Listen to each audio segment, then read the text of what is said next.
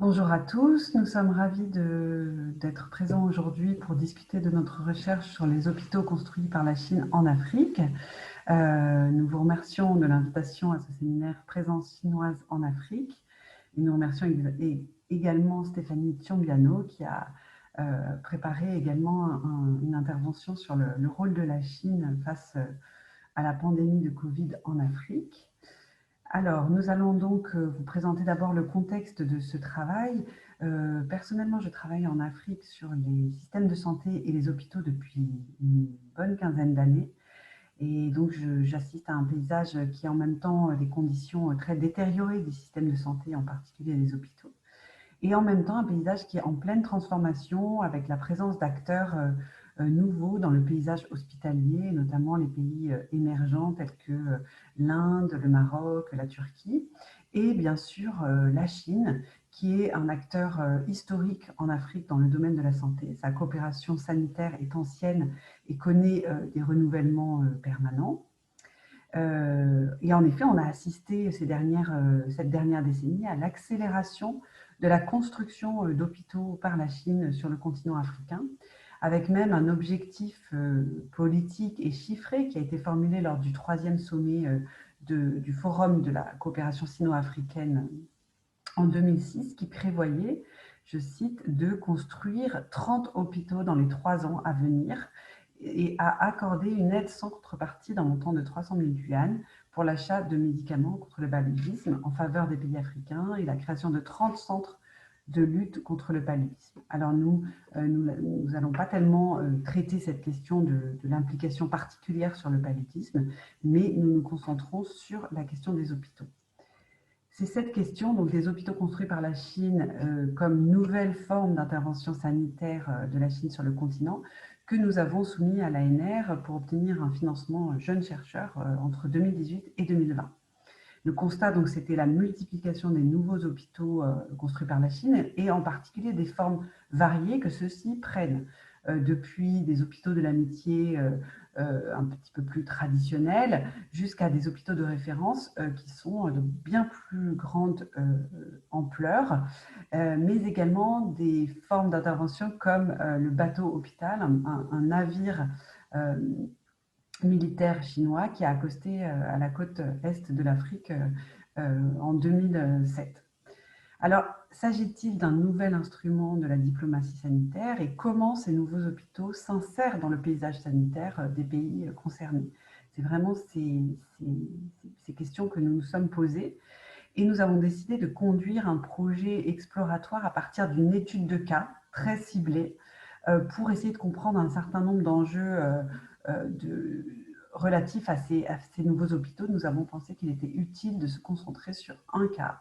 Et à ce moment-là, un hôpital de référence de très grande taille venait d'ouvrir à Niamey, la capitale du Niger, en 2016-2017. Donc, nous avons décidé d'enquêter particulièrement au Niger sur l'insertion dans le système de santé et dans la ville de ce nouvel hôpital, en termes de réforme de système de santé, politique publique, question d'accessibilité des soins dans cette nouvelle infrastructure, etc.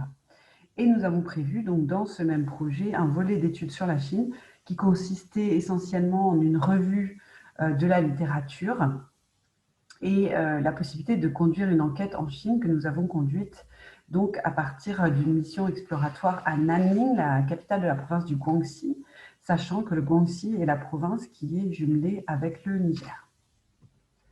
Dans cette présentation, nous allons donc vous parler de notre méthodologie, puisque c'est vraiment important dans notre projet qui était vraiment une enquête exploratoire multisituée au Niger et en Chine. Nous allons d'abord parler de la méthodologie d'enquête à l'hôpital général de référence à Niamey, et puis de la manière dont nous avons procédé pour conduire une enquête à Nanning, dans la province du Guangxi.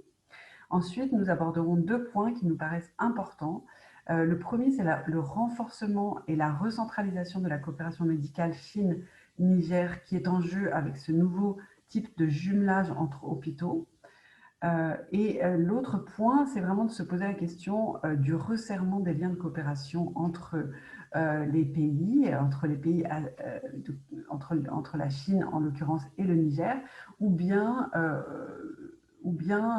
assiste-t-on au maintien d'une distance qui semble insurmontable entre les pays? Nous terminerons donc par quelques points de discussion et surtout des pistes de recherche pour ce projet qui, comme je l'ai déjà dit, avait un caractère exploratoire. Alors voici maintenant la présentation de l'enquête réalisée à Niamey.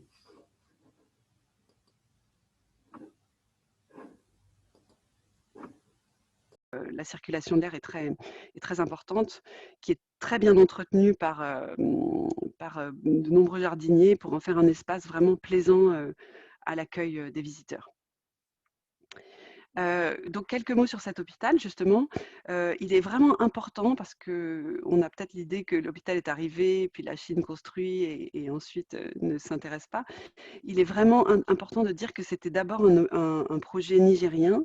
C'est un projet assez ancien, en tout cas qui remonte bien aux années 2000, de construire un hôpital qui s'appelait l'hôpital 500 lits, quand il était formulé par les responsables de santé publique. L'idée, c'était vraiment de fournir aux Nigériens des soins spécialisés et de permettre ainsi d'éviter les évacuations sanitaires des Nigériens à l'étranger qui coûtent très cher à l'État, puisque l'État le prend en charge sur ses propres deniers.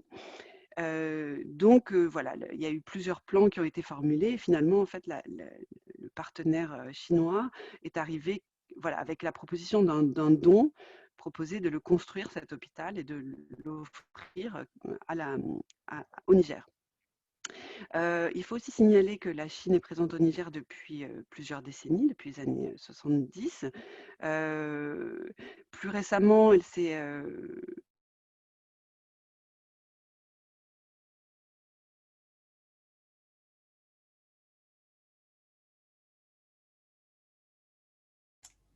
On ne vous entend plus. Allô? Ouais, je ne vous entends plus non plus. Oui, en fait, la liaison est... Il y a un Écoute, problème de liaison. il doit avoir un petit problème de connexion. Ouais. Oui, c'est carrément, oui. On ne vous entend plus. Oui, Alors, Vous je m'aviez vais perdu? envoyer. oui, on Ah, vous c'est a bon. perdu. Je suis désolée. Là, c'est bon sur on en était à cette diapo, c'est bon? Oui, mais là, Non. par contre, il faut que D'accord. vous repartagiez votre écran. Ouais. Ah, ok. Alors, une seconde. Voilà, c'est bon? Parfait, c'est bon. Ok, donc la Chine est présente au Niger aujourd'hui vraiment de manière très importante dans le domaine du pétrole. Voilà, une concession dans la région de Zinder et aussi dans le domaine des infrastructures plus classiquement, mais en même temps en concurrence avec de nombreux autres acteurs que sont l'Inde, le Maroc, la Turquie, qui sont aussi des grands constructeurs récemment au Niger et en particulier à Niamey. Alors, je l'ai un petit peu évoqué, mais on a pu voir aussi que donc, cet hôpital était vraiment inséré dans un nouveau quartier et transformait complètement ce quartier en périphérie de la ville de Niamey. Donc ça, c'est intéressant parce que c'est vraiment les dynamiques de l'émergence en Afrique, des politiques d'émergence en Afrique. C'est un hôpital de référence qui vient s'inscrire de manière complètement inédite dans la pyramide sanitaire, en proposant des soins donc dits de référence en cardiologie, neurologie, et pour lesquels les patients doivent être référés par les autres hôpitaux inférieurs dans la pyramide sanitaire. C'est un hôpital qui se veut pour ses initiateurs à l'européenne, c'est-à-dire sans accompagnant. Pour certains d'entre vous qui travaillent en Afrique, vous savez certainement que dans les hôpitaux, étant donné les contraintes humaines et matérielles, les patients sont accompagnés par leur famille qui restent à leur chevet pour pourvoir à l'alimentation, aux soins, et à l'achat de médicaments, etc. Cet hôpital se veut débarrasser de ce poids des accompagnants qui sont vus comme voilà, un peu empêchant le soin au quotidien. bien sûr, ça pose énormément de problèmes, mais je n'aurai pas l'occasion de le détailler dans cette présentation. En tout cas, à bien des égards, c'est une infrastructure qui est présentée comme exceptionnelle. C'est un joyau, c'est la technicité des soins et en même temps la qualité de l'accueil, la propreté, l'hygiène qui sont vraiment érigées en vertu cardinale. C'est un hôpital qui est dirigé par un médecin militaire qui instaure une discipline importante sur ces questions. Voilà, malheureusement, pour le moment, le coût des soins est très élevé, plus élevé que dans les autres hôpitaux, même si c'est une préoccupation hein, pour les acteurs, mais pour le moment, les soins sont relativement chers. Alors, voilà, donc quelques questions sur les espoirs, mais en même temps des réalités de mise en œuvre. Bon, pour repréciser sur la construction, hein, la construction a été assez rapide. Les architectes étaient chinois, les entreprises de construction aussi. C'est la BUCG en partenariat avec des entreprises nigériennes. Alors, il faut reconnaître que donc, la construction s'est faite très rapidement. L'hôpital a été construit et livré avec ses propres équipements et donc quand on a travaillé un petit peu avec les techniciens d'hôpital, tous nous ont un peu déploré le fait que bon, on a découvert les équipements et le matériel à la réception de l'hôpital. Et on a découvert certaines inadaptations comme le système de traitement des eaux usées qui n'était pas adapté, ni le réseau d'électricité qu'il fallait réinstaurer un transformateur pour séparer les lignes d'arrivée. L'incinérateur, quand on a effectué l'enquête, était en panne. La fourniture d'oxygène n'était pas fonctionnelle non plus. Donc il y a un peu ce récit hein, de découvrir des équipements dont on ne peut pas se servir et qui requièrent vraiment un travail d'adaptation important et un travail de traduction constante qui n'est pas seulement de la traduction du chinois au français, mais vraiment de la traduction aussi en termes de normes, en termes d'adaptation par rapport à la manière de faire fonctionner cet appareil technique. Et pour cela, alors, il y a dans l'équipe médicale chinoise la présence d'un technicien et aussi d'un ingénieur biomédical chinois qui sont là pour assurer, pour permettre ce travail de traduction. Mais en même temps, il y a aussi des choses comme la commande de pièces de rechange en Chine, le code de passation des marchés nigériens, qui sont aussi des obstacles qui rendent difficile la mise en fonctionnalité de tous ces équipements d'exception. Voilà, selon les contrats, les pièces de rechange doivent être commandées en Chine. Le code de passation des marchés nigériens entraîne des lourdeurs pour la commande des pièces, etc. Voilà, donc je vais passer maintenant à la parole à Genio pour parler de l'enquête qu'on a conduite en Chine. Oui, alors du coup, les premières enquêtes à Niamey nous ont appris que les missions médicales qui se succèdent à l'hôpital général de référence proviennent de la province du Guangxi. Et cette province entretient une coopération médicale avec le Niger depuis très longtemps, enfin depuis 1976. Et nous avons fait une recherche bibliographique sur l'aide médicale chinoise au Niger, en langue chinoise, mais aussi anglaise et en française. Et finalement, nous n'avons pas trouvé grand-chose, et notamment, du coup, dans le domaine de sociologie et anthropologie, il n'y avait pas vraiment grand-chose hein, sur cette coopération de longue date. Et c'est pour cela que nous avons décidé de réaliser une enquête exploratoire dans la province du Guangxi afin de rencontrer les acteurs qui sont ou qui ont été impliqués dans cette coopération et éventuellement identifier quelques possibilités de collaboration universitaire et voir aussi la faisabilité d'enquêtes un peu plus approfondies plus tard. Et concernant l'accès au terrain, comme tous les médecins chinois doivent faire une formation de langue française avant d'aller au Niger, et la formation se passe à l'université des minorités du Guangxi, donc Guangxi Minzu Daxue. Nous avons donc contacté le directeur du département français. Et ça a bien marché. Et donc, c'est pour ça qu'on est allé en Chine, à Nanyang, entre 2 et 12 juillet 2019. Et une fois sur place, on a été très bien reçus par les enseignants, mais aussi les étudiants du département français.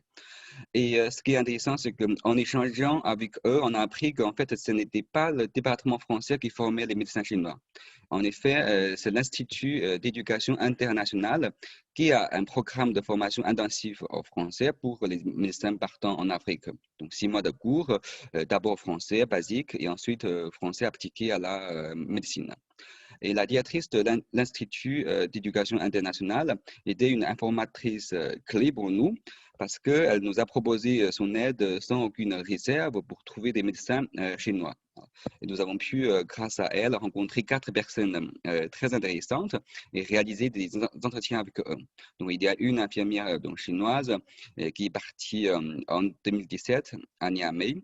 Et il y a aussi 2 médecins qui sont partis entre 2014 et 2017.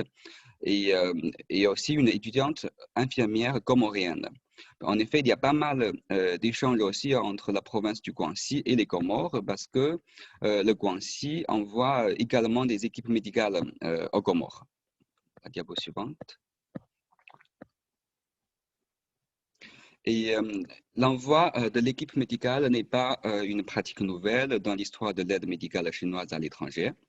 Et en ce qui concerne l'équipe médicale chinoise au Niger, donc depuis 1976, la province du Guangxi envoie tous les 2 ans au Niger une équipe médicale composée de médecins de diverses spécialités, et de cuisinières, mais aussi de traducteurs.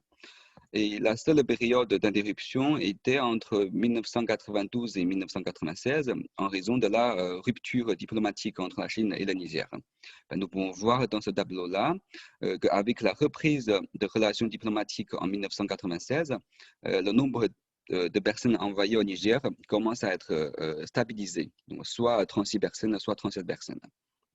Et par ailleurs, les membres de l'équipe médicale sont toujours répartis en 3 sites, donc à Niamey, à Zender et aussi à Maradi.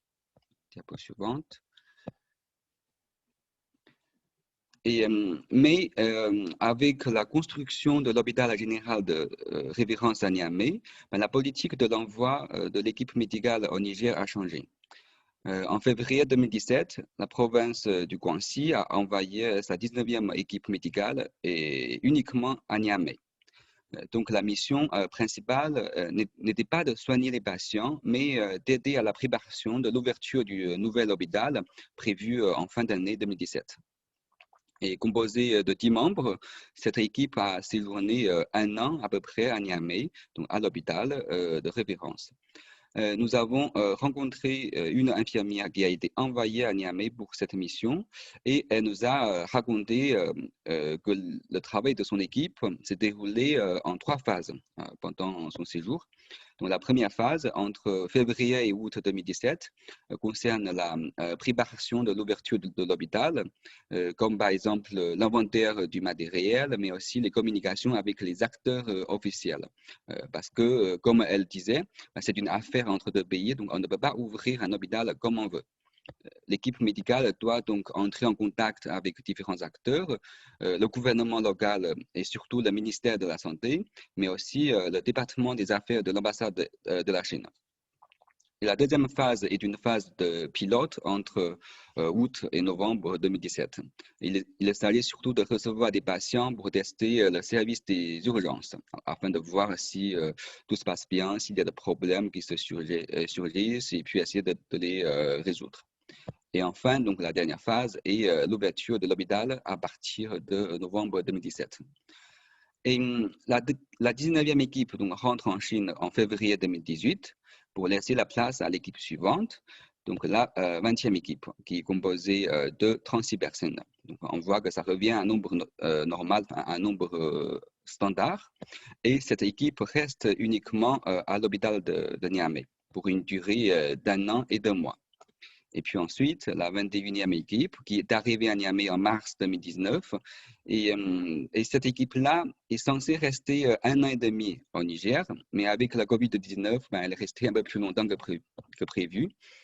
Et enfin, la dernière équipe médicale qui a été envoyée en janvier 2021, donc ça fait à peu près 1 mois, pour une durée d'1 an et demi aussi de prévu. La diapo suivante.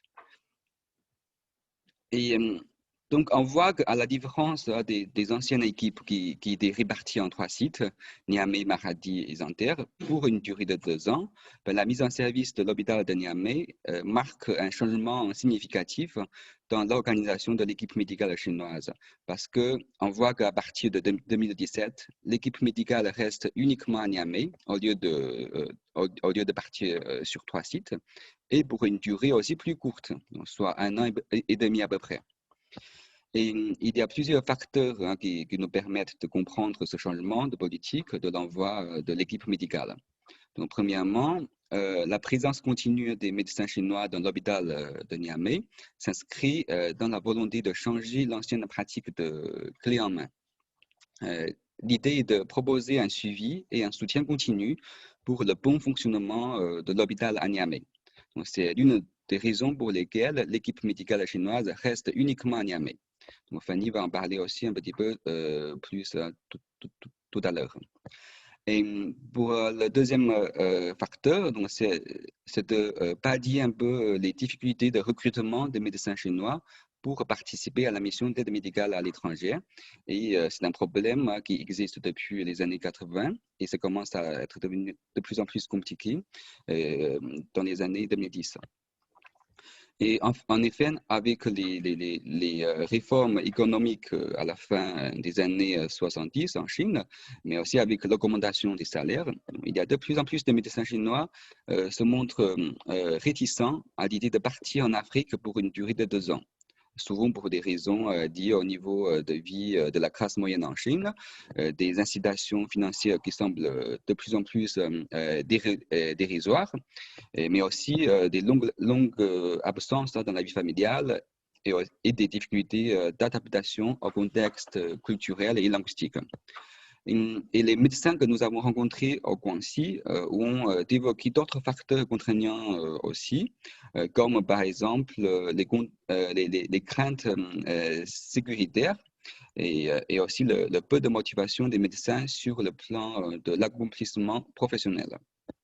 Il y a un extrait d'entretien assez représentatif sur ce point-là que Fanny va vous montrer aussi tout à l'heure.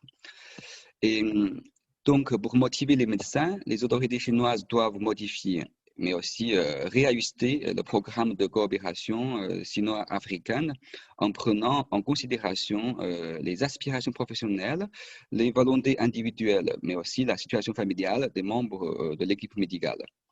Et c'est pour cela que depuis ces dernières années, la Chine a commencé à raccourcir la durée de mission, à essayer d'améliorer aussi les conditions de vie sur place en construisant des bâtiments de résidence avec un meilleur confort, etc.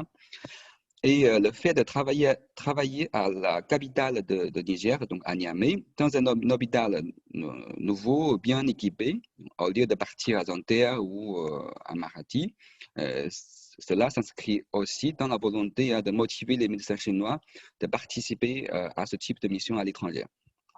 Et en ce sens, la construction d'un hôpital moderne doté d'équipements spécialisés semble être une réponse ou une adaptation proposée par l'État chinois face à la difficulté croissante de recruter des médecins.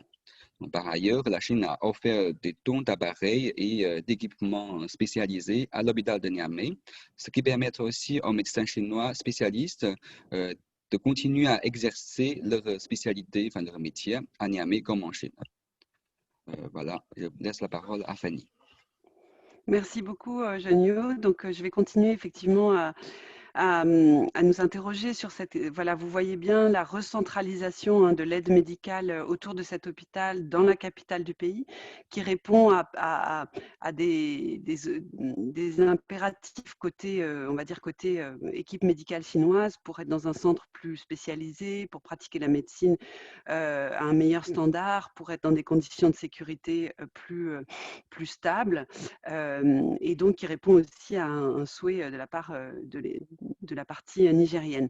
Donc on peut se demander un peu si autour de ça, de cette recentralisation, peut-être renforcement, est-ce qu'on assiste à un rapprochement des liens?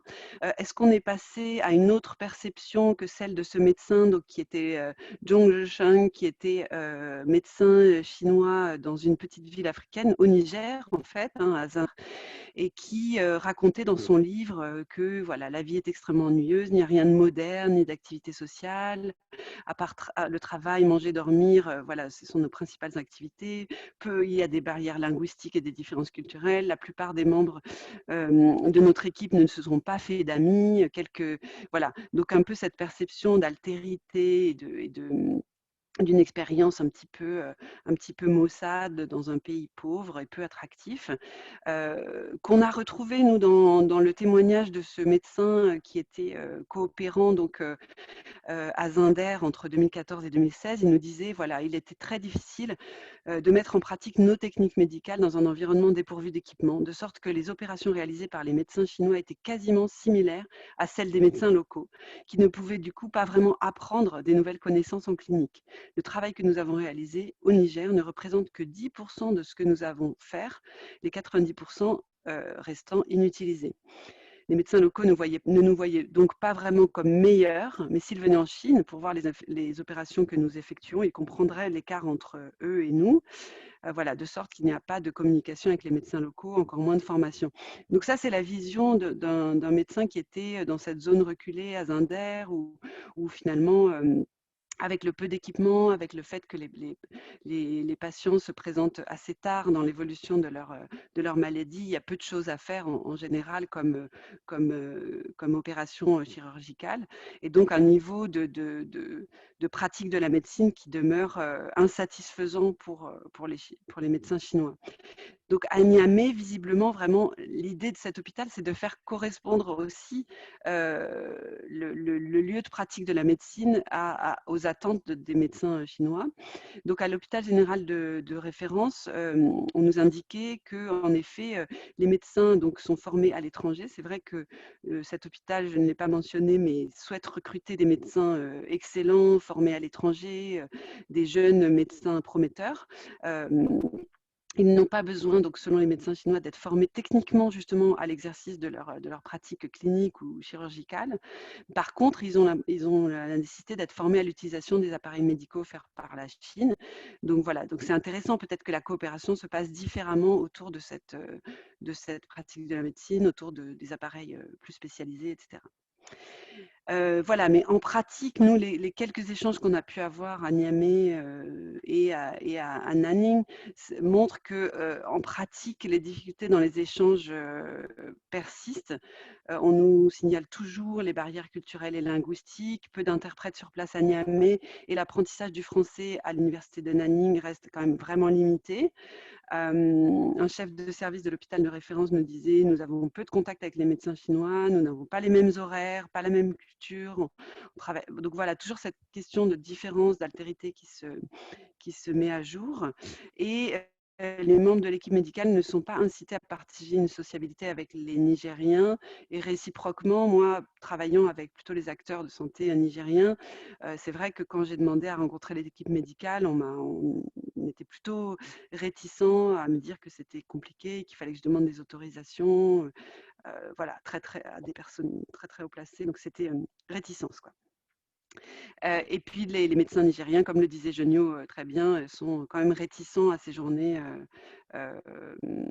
à séjourner au Niger, et les médecins nigériens qui sont maintenant invités pour des formations médicales au Guangxi, parce qu'il y a ce jumelage maintenant entre hôpitaux, sont quand même assez réticents aussi à y séjourner.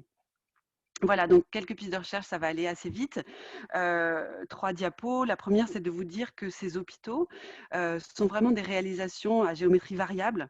C'est très différent d'un pays à l'autre. En tout cas, pour le cas du Niger, on a bien vu un petit peu les éléments. J'ai pu aussi investiguer un tout petit peu le cas de l'hôpital du Mali à Bamako, qui a été ouvert en 2011, qui est lui aussi inscrit dans une coopération médicale ancienne, depuis 68, et qui a une bonne réputation, qui a trouvé sa place dans le système de santé. Le coût des soins n'est pas du tout donné, mais il a une bonne réputation dans les services qu'il offre, et c'est vraiment inscrit dans le paysage. Contrairement à l'hôpital de Bambao sur l'île d'Anjouan aux Comores, donc on vous a dit que les Comores étaient jumelées avec la province du Guangxi, et là, pour autant, cet hôpital est tout neuf, reste complètement désert, inoccupé, n'a pas été doté d'équipements, de personnel, etc.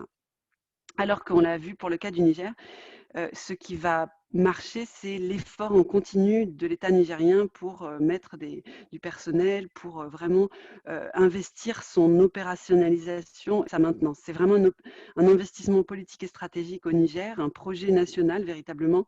Donc on peut imaginer que cela pourra se maintenir sur les années à venir. La deuxième chose à vous dire, c'est que vous voyez qu'on a affaire vraiment à des lieux particuliers de la présence chinoise en Afrique et on pense qu'il faudra vraiment continuer les investigations. Notre projet était relativement exploratoire. On peut formuler désormais réellement l'hypothèse que ces hôpitaux condensent un petit peu 3 modalités de présence de la Chine en Afrique sur la santé, 3 vraiment interconnexions. Qu'il s'agisse de la diplomatie sanitaire sur le plan bilatéral avec les équipes médicales, on l'a bien dit, l'amitié sino-nigérienne, sino-malienne, institutionnalisée dans le cadre de la FOCAC. Donc ça, c'est le premier bras armé de la santé en Afrique. Et la deuxième, ce serait vraiment toute la dimension de Chine comme partenaire économique, commercial, responsable de politique d'investissement, de prêts, etc. Et donc qui se rend visible dans la construction d'infrastructures. Et le troisième, et là c'est peut-être des choses dont Stéphanie va nous parler, c'est la Chine comme acteur global, comme de plus en plus acteur même de la santé globale dont on parle dans notre jargon, la Global Health, c'est-à-dire en même temps comme acteur primordial de l'industrie pharmaceutique qui cherche à étendre les marchés pharmaceutiques en Afrique, mais aussi la Chine comme membre d'organismes internationaux dans lesquels elle est de plus en plus active et notamment depuis la réponse aux épidémies d'Ebola en Afrique de l'Ouest. Il semble que la Chine a de plus en plus un rôle dans la réponse aux épidémies également, dans les systèmes de surveillance épidémique en Afrique. Et donc, c'est des choses aussi sur lesquelles on pense que ces hôpitaux de référence, ces hôpitaux techniques vont avoir leur rôle à jouer. On voudrait, voilà, pour finir, vous dire que sur le plan méthodologique, on pense vraiment qu'il y a toujours très peu d'études ethnographiques sur la présence médicale chinoise en Afrique. Il y a ces travaux d'Elisabeth Su sur la médecine chinoise en Tanzanie. Il y a une étude qui était intéressante, mais qui date un peu du début des années 2000 sur les équipes médicales chinoises au Soudan et dans les hôpitaux justement construits par la Chine au Soudan, qui relève toujours ce mal du pays, la relative attractivité financière des séjours en Afrique. Donc voilà, il faut souligner que c'est des enquêtes qui sont difficiles à mettre en œuvre. Sur le plan institutionnel, à Niamey, nous, on a pu constater quand même des réticences. Avant d'aller en Chine, on s'était demandé si on allait, où est-ce qu'on allait aller. On a pris des contacts à Shanghai avec des médecins qui avaient participé à des missions médicales et qui finalement nous avaient demandé à être rémunérés pour des entretiens. Donc après, on a pris des contacts à l'ambassade de France à Pékin qui ont soulevé que c'était un sujet ultra intéressant, mais certainement un peu sensible pour avoir des entretiens auprès des institutions. Bref, finalement, on pense que notre approche ethnographique par le bas est vraiment par ce qui relie le Niger à la Chine, c'est-à-dire la province, l'échelon de la province et des coopérations entre médecins. Nous pensons que ça a été vraiment un atout et qu'on voudrait poursuivre cela en réinvestissant ethnographiquement aussi l'espace du soin, parce que ce que je pense qu'on a essayé de montrer, c'est que c'est vraiment certainement dans l'espace du soin et du travail technique avec les appareils, avec les questions un peu de médecine spécialisée que nous comprendrons mieux comment cet hôpital correspond probablement à une promesse en même temps de modernité médicale pour le Niger, pour la pratique de la médecine spécialisée, puis de quelle médecine, on peut se poser la question, mais aussi une porte d'entrée pour l'accès à des marchés pharmaceutiques, médicaux, etc. pour la Chine. Voilà, donc pour passer la parole à Stéphanie, un petit diapo sur le fait qu'effectivement le Niger a pu bénéficier de la coopération de la Chine aussi sur le Covid, avec des dons de matériel qui ont été effectués dès le début de l'année 2020, des kits de dépistage, respirateurs, masques, gants, etc., qui ont été donnés à la fois par le gouvernement chinois, mais aussi l'ambassade de Chine au Niger, la fondation Jack Ma et Alibaba, des entreprises chinoises, etc. Il y a eu plusieurs dons. Voilà. Et donc, il y a cette nouvelle équipe médicale, comme le disait Genio, qui est arrivée pour porter assistance vraiment dans la lutte contre le Covid-19. Voilà, donc on a un peu trop parlé. Je laisse la parole tout de suite à Stéphanie en vous remerciant pour votre attention et je coupe mon micro et je départage mon écran. Merci beaucoup, Fanny. Est-ce que je continue directement? Jean-Jacques, Thierry? Vas-y, Stéphanie, vas-y, sans problème. Parfait. Alors, donc, merci d'abord pour cette invitation. Donc, l'idée en fait de cette présentation, c'est d'échanger avec vous sur la réponse internationale de la Chine à la crise Covid, avec évidemment un éclairage plus spécifique sur l'Afrique, en lien avec la présentation de Fanny. Alors, je voulais d'abord préciser que moi, je travaille sur les questions de santé mondiale, mais que je ne suis pas du tout une spécialiste de la Chine. Donc, n'hésitez pas à me reprendre ou à compléter les quelques éléments que je vais partager avec vous.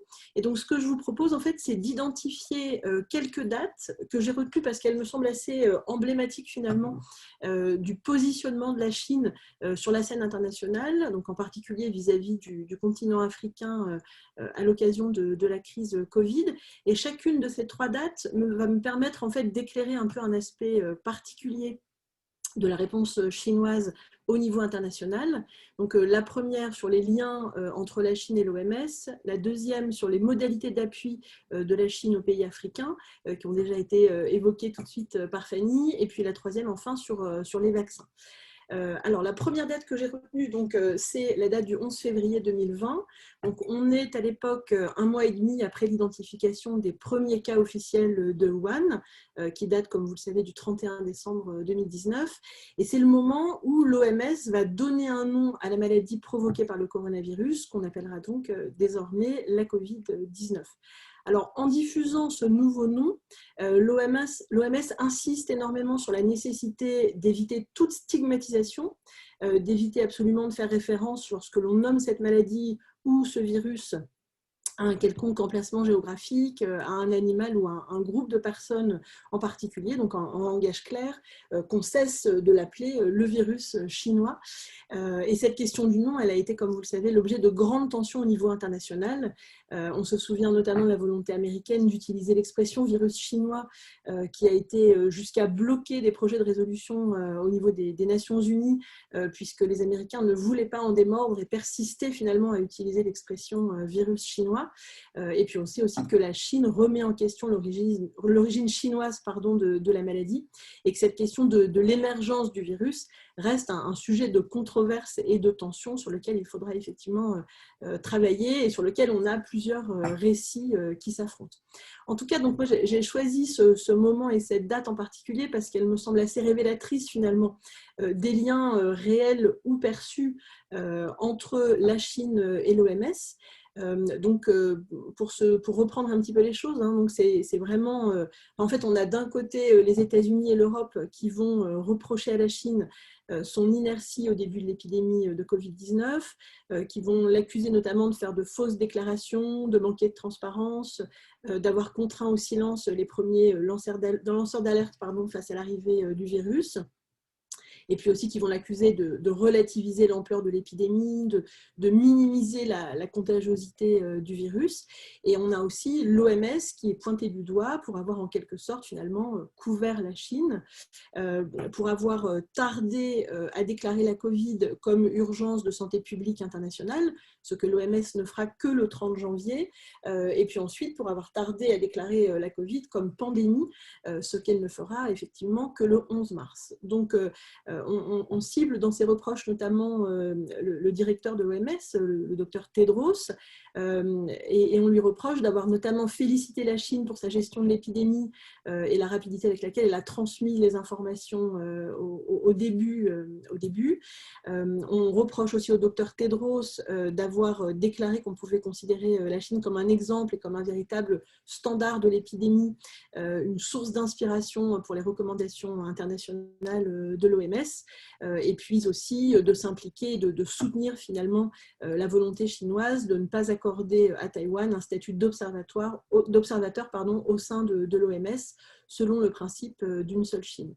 Donc c'est intéressant juste sur ce point de rappeler ici qu'avant d'être le directeur de l'OMS, le docteur Tedros était le ministre de la Santé, puis le ministre des Affaires étrangères de l'Éthiopie, pays qui est particulièrement lié à la Chine. Donc, pour rappel, et j'imagine que vous le savez tous bien, mais Addis Abeba accueille le siège du Fonds sino-africain pour le développement, et la Chine a construit à Addis Abeba le siège de l'Union africaine en 2012. Alors, pour revenir donc au directeur de l'OMS, l'Éthiopien Tedros, donc il a donc remplacé le docteur Margaret Chan, donc qui était elle-même chinoise et qui avait été à la tête de l'OMS de 2007 à 2017. On se souvient que sa candidature à la tête de l'OMS avait été très fortement soutenue par la Chine. Donc évidemment, bon, ces éléments et ces liens renforcent les analyses qui vont dans le sens d'un manque d'indépendance finalement de l'OMS face à la Chine. Et il y a actuellement un comité d'experts de haut niveau qui est chargé d'évaluer la réponse internationale à la crise et qui va notamment travailler justement sur cette question du retard, on va dire, de la Chine et des questions de transparence au début de l'épidémie. Donc en tout cas, ça c'était un petit peu la première date sur laquelle je voulais attirer votre attention. La deuxième date importante, il me semble, enfin une date en tout cas qui est un peu emblématique de la réponse internationale de la Chine à la Covid, c'est le 14 avril 2020. Et en l'occurrence, c'est le premier vol de solidarité des Nations Unies qui concrètement quitte Addis Abeba à destination de tous les pays africains pour les approvisionner en matériel médical. Donc en l'occurrence, ce sont des dons conjoints du Premier ministre éthiopien, de la fondation Jack Ma, donc on a déjà évoqué tout à l'heure, donc qui est le fondateur de l'entreprise Alibaba, qui est, si j'ai bien compris, un peu le géant du e-commerce en Chine, un peu l'équivalent d'Amazon d'une certaine façon, et qui clairement, dans cette réponse à la Covid, a joué un rôle absolument central. Et puis ces dons sont transportés au départ dans des avions du PAM, puisque à cette époque, tous les vols commerciaux sont cloués au sol. Alors, cette première opération, elle va permettre en fait de diffuser à l'ensemble des pays du continent africain des dons en l'occurrence, je pense que c'est 20 000 tests et 100 000 masques pour chaque pays. Et finalement, c'est le début d'une opération commune entre les Nations Unies, l'Éthiopie et la Chine, avec un soutien aussi des Émirats arabes unis, qui va effectivement permettre de diffuser plus d'1 million de masques à l'échelle du continent, et puis des équipements de protection individuelle, du matériel de laboratoire sur l'ensemble du continent africain, etc. Donc cette opération organisée avec le système des Nations Unies, elle illustre bien ce que certains ont appelé la diplomatie chinoise des masques, qu'on va ensuite connaître, qui ne va pas seulement concerner l'Afrique, puisque la Chine va également fournir à la fois des experts du matériel médical et puis surtout des masques à plusieurs pays européens, notamment l'Italie, l'Espagne, le Portugal ou encore la Serbie. On retrouve là encore ce lien particulier avec l'Éthiopie. C'est d'Addis Abeba que transite la quasi-totalité des produits qui sont fournis par la Chine dans le cadre de la lutte contre la Covid en Afrique. La Chine y a fait construire un entrepôt de 54 000 m². Et puis je voulais également évoquer ici la construction d'un CDC africain. Donc vous savez, les CDC, ce sont ces agences de contrôle et de prévention des maladies. Et en l'occurrence, donc ici, le CDC africain sera finalement construit par la Chine à Addis Abeba. Et on a eu pendant plusieurs années en fait un conflit ouvert entre la Chine et les Américains qui, eux, voulaient établir et financer ce CDC au Maroc. Voilà, il me semble que là encore, les tensions autour de la création de ce centre illustrent bien aussi les tensions diplomatiques liées à la crise. Donc finalement, avec cet appui et cette réponse internationale de la Chine à la Covid, on a une déclinaison de ce que je crois on appelle l'initiative des routes de la soie dans le domaine de la santé. Et effectivement, on peut imaginer que cette diplomatie sanitaire, elle est aussi un outil d'influence pour des enjeux économiques qu'évoquait aussi tout à l'heure Fanny.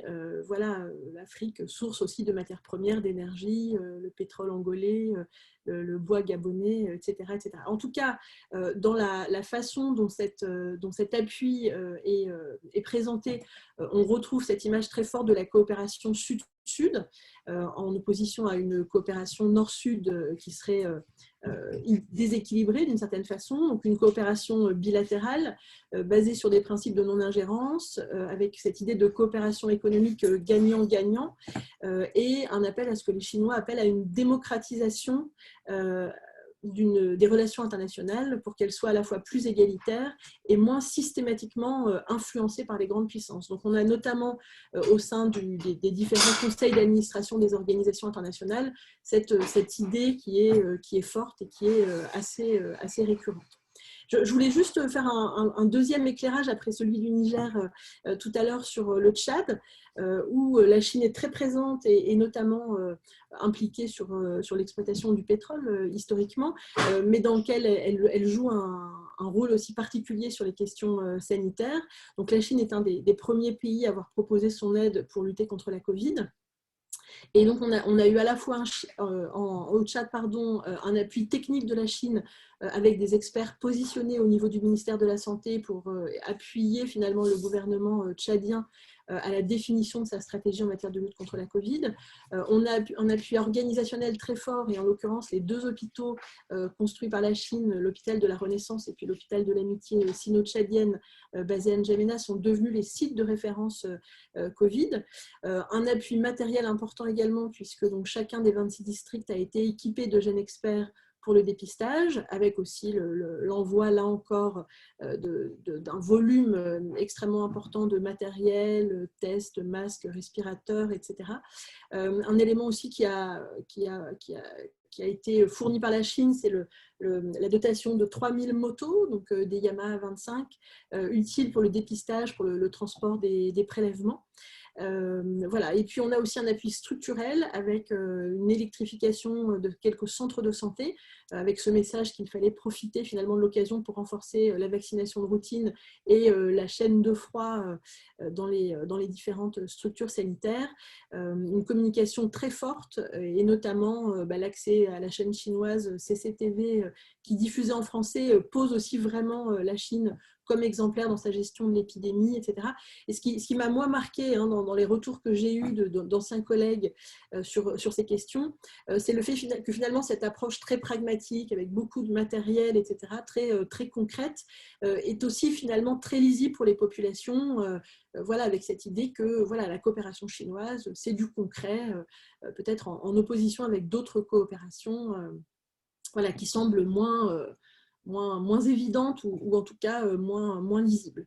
Et puis enfin, la troisième date que j'ai retenue ici, c'est évidemment octobre 2020 et l'arrivée des vaccins.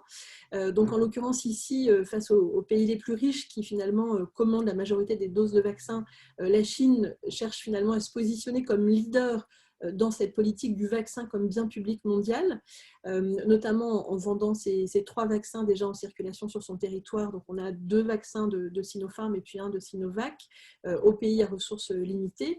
Donc le discours chinois, de ce que j'en ai lu, est un peu le suivant. On dit oui, les Européens, les Américains ont fait des vaccins chers pour les pays riches et la Chine a fait des vaccins abordables pour les pays pauvres. Alors effectivement, les vaccins chinois sont effectivement peu onéreux. Je crois que c'est à peu près 1,7 $ la dose, contre 8 € en moyenne pour les autres vaccins. Donc la Chine, là, pour le coup, n'a pas été la plus rapide dans la course aux vaccins, mais pour le coup, elle a une très grosse capacité de production industrielle et donc elle pourrait certainement jouer un rôle important dans la séquence qui s'annonce. Elle a par ailleurs adhéré en octobre à la plateforme COVAX, donc qui était destinée à fournir des vaccins aux pays les plus pauvres, et elle s'est dite prête à fournir 400 millions de doses à travers le monde. Et certains pays ont déjà commencé à recevoir ces doses en Asie du Sud-Est, dans plusieurs parties du monde, mais également en Afrique. Et souvent, de ce que j'en sais, en fait, on a une partie de ces vaccins qui sont donnés et puis une partie qui sont achetés, avec aussi des systèmes de remise de la dette finalement dédiés à l'achat de ces vaccins. Voilà. Et puis enfin, juste pour conclure, je voulais partager avec vous quelques photos qui me semblent assez emblématiques finalement de la construction du récit chinois en matière de réponse internationale à la Covid. Je pense qu'il y a une communication intense de la Chine, alors à la fois contre les mensonges véhiculés par les médias occidentaux, mais aussi et surtout une glorification finalement de l'action internationale de la Chine.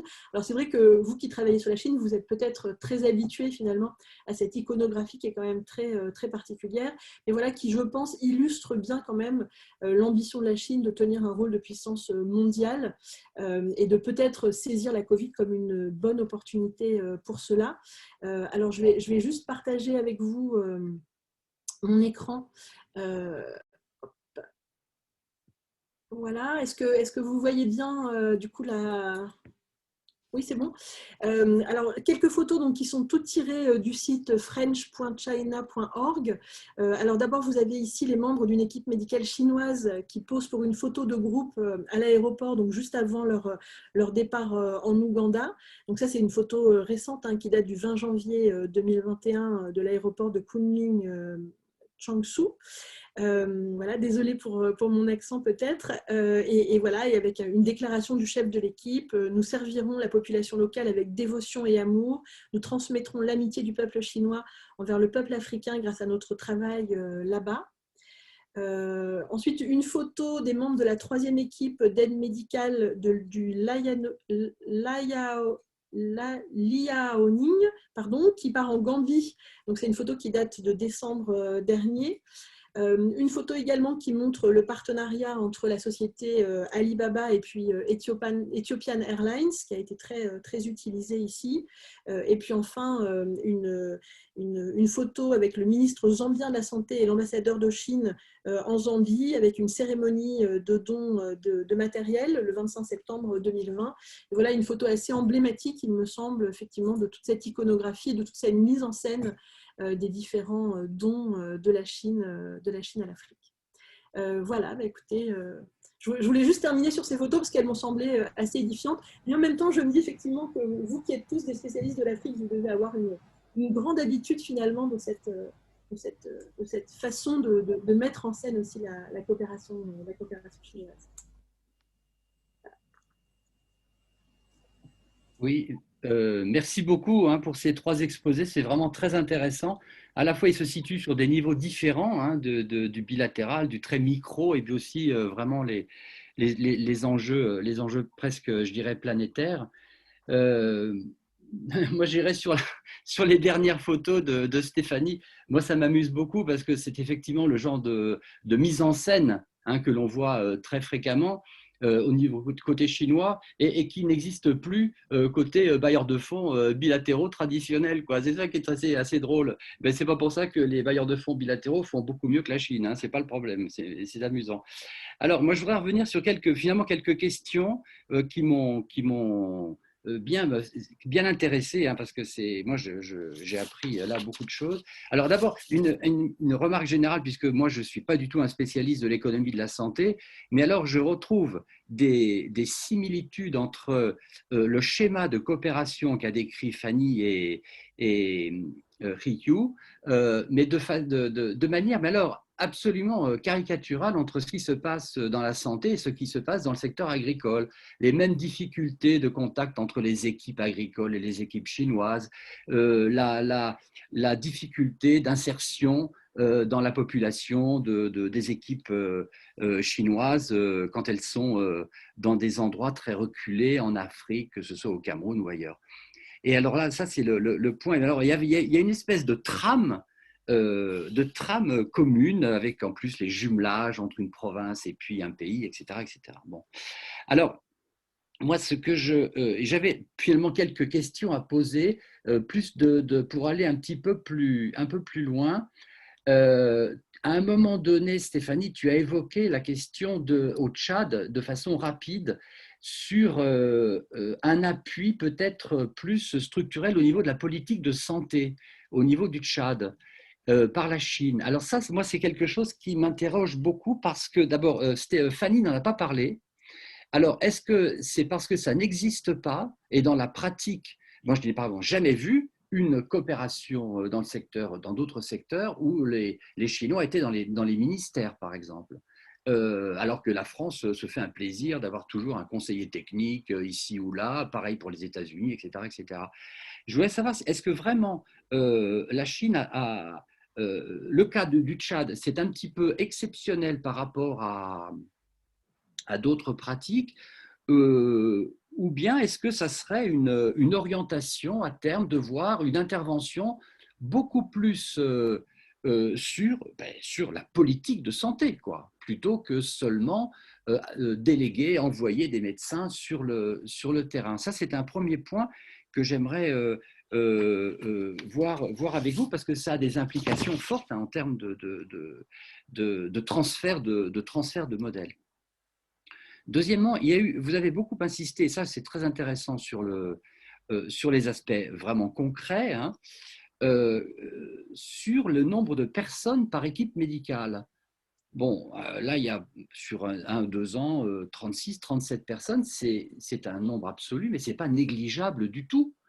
Je trouve que, est-ce que vous avez dans vos enquêtes pu comparer sur le terrain, quand on fait des études vraiment par le bas, et le fait d'avoir collaboré avec le LASDEL, ça c'est vraiment génial, hein, c'est super d'avoir fait ce travail-là. Est-ce que vous avez pu voir finalement 36, 37 personnes, ou donc un peu moins sur Niamey, hein, en tant que tel, puisqu'après il y a eu cette bonne analyse de la redistribution, de la reconcentration sur Niamey, comparé avec d'autres bailleurs, bi ou multi, ce que finalement, est-ce qu'il y a 2 médecins français, 3 médecins français, ou rien, et comment tout ceci quelle est l'importance vis-à-vis des autres? Voilà, hein. Là, on parle de la Chine, mais est-ce qu'on pourrait avoir un ordre de grandeur de ce qui pourrait finalement faire une petite une différence, ou voire un même ordre de grandeur? Le troisième point, c'est toujours sur cette comparaison avec les autres interventions et les autres coopérations. Alors là, bon, Stéphanie t'a bien montré toutes les difficultés, toute la complexité au niveau OMS, mais au niveau local, il y a quand même, par exemple, des instituts Pasteur, il y a des tas d'organismes qui sont sur les luttes contre les pandémies depuis bien longtemps. Est-ce qu'il y a une coopération entre la Chine et ses organisations régionales? Voilà, c'était une interrogation que j'avais à vous écouter. Alors, au-delà de ces questions, bon, peut-être qu'on peut commencer la discussion comme ça. Moi, je regarde le chat, hein, et puis aussi vous-même, vous y avez accès, donc regardez ce qui peut vous intéresser dans les types de questions. Mais peut-être que Thierry, tu as des commentaires à faire, je suppose, c'est évident. Oui, ce serait étonnant que… En fait, ce qui m'a très intéressé, c'est indirectement le schéma qui est en train d'apparaître. Mais avec un décalage par rapport au discours. Ce que Fanny a très très bien montré, c'est en fait le passage de la coopération médicale à en fait le démarchage commercial en matière médicale.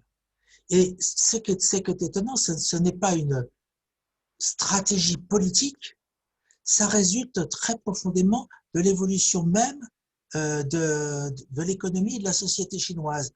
Alors, moi, ce qui m'avait commencé à me frapper dans votre présentation, c'était la brièveté de la formation linguistique de ce personnel médical qui pouvait être envoyé. Je pensais, par comparaison, aux médecins qui avaient été autrefois envoyés à partir de la province du Roubaix en coopération, qui sont des gens qui parlent assez remarquablement le français, même si ils sont revenus depuis 10 voire 15 ans.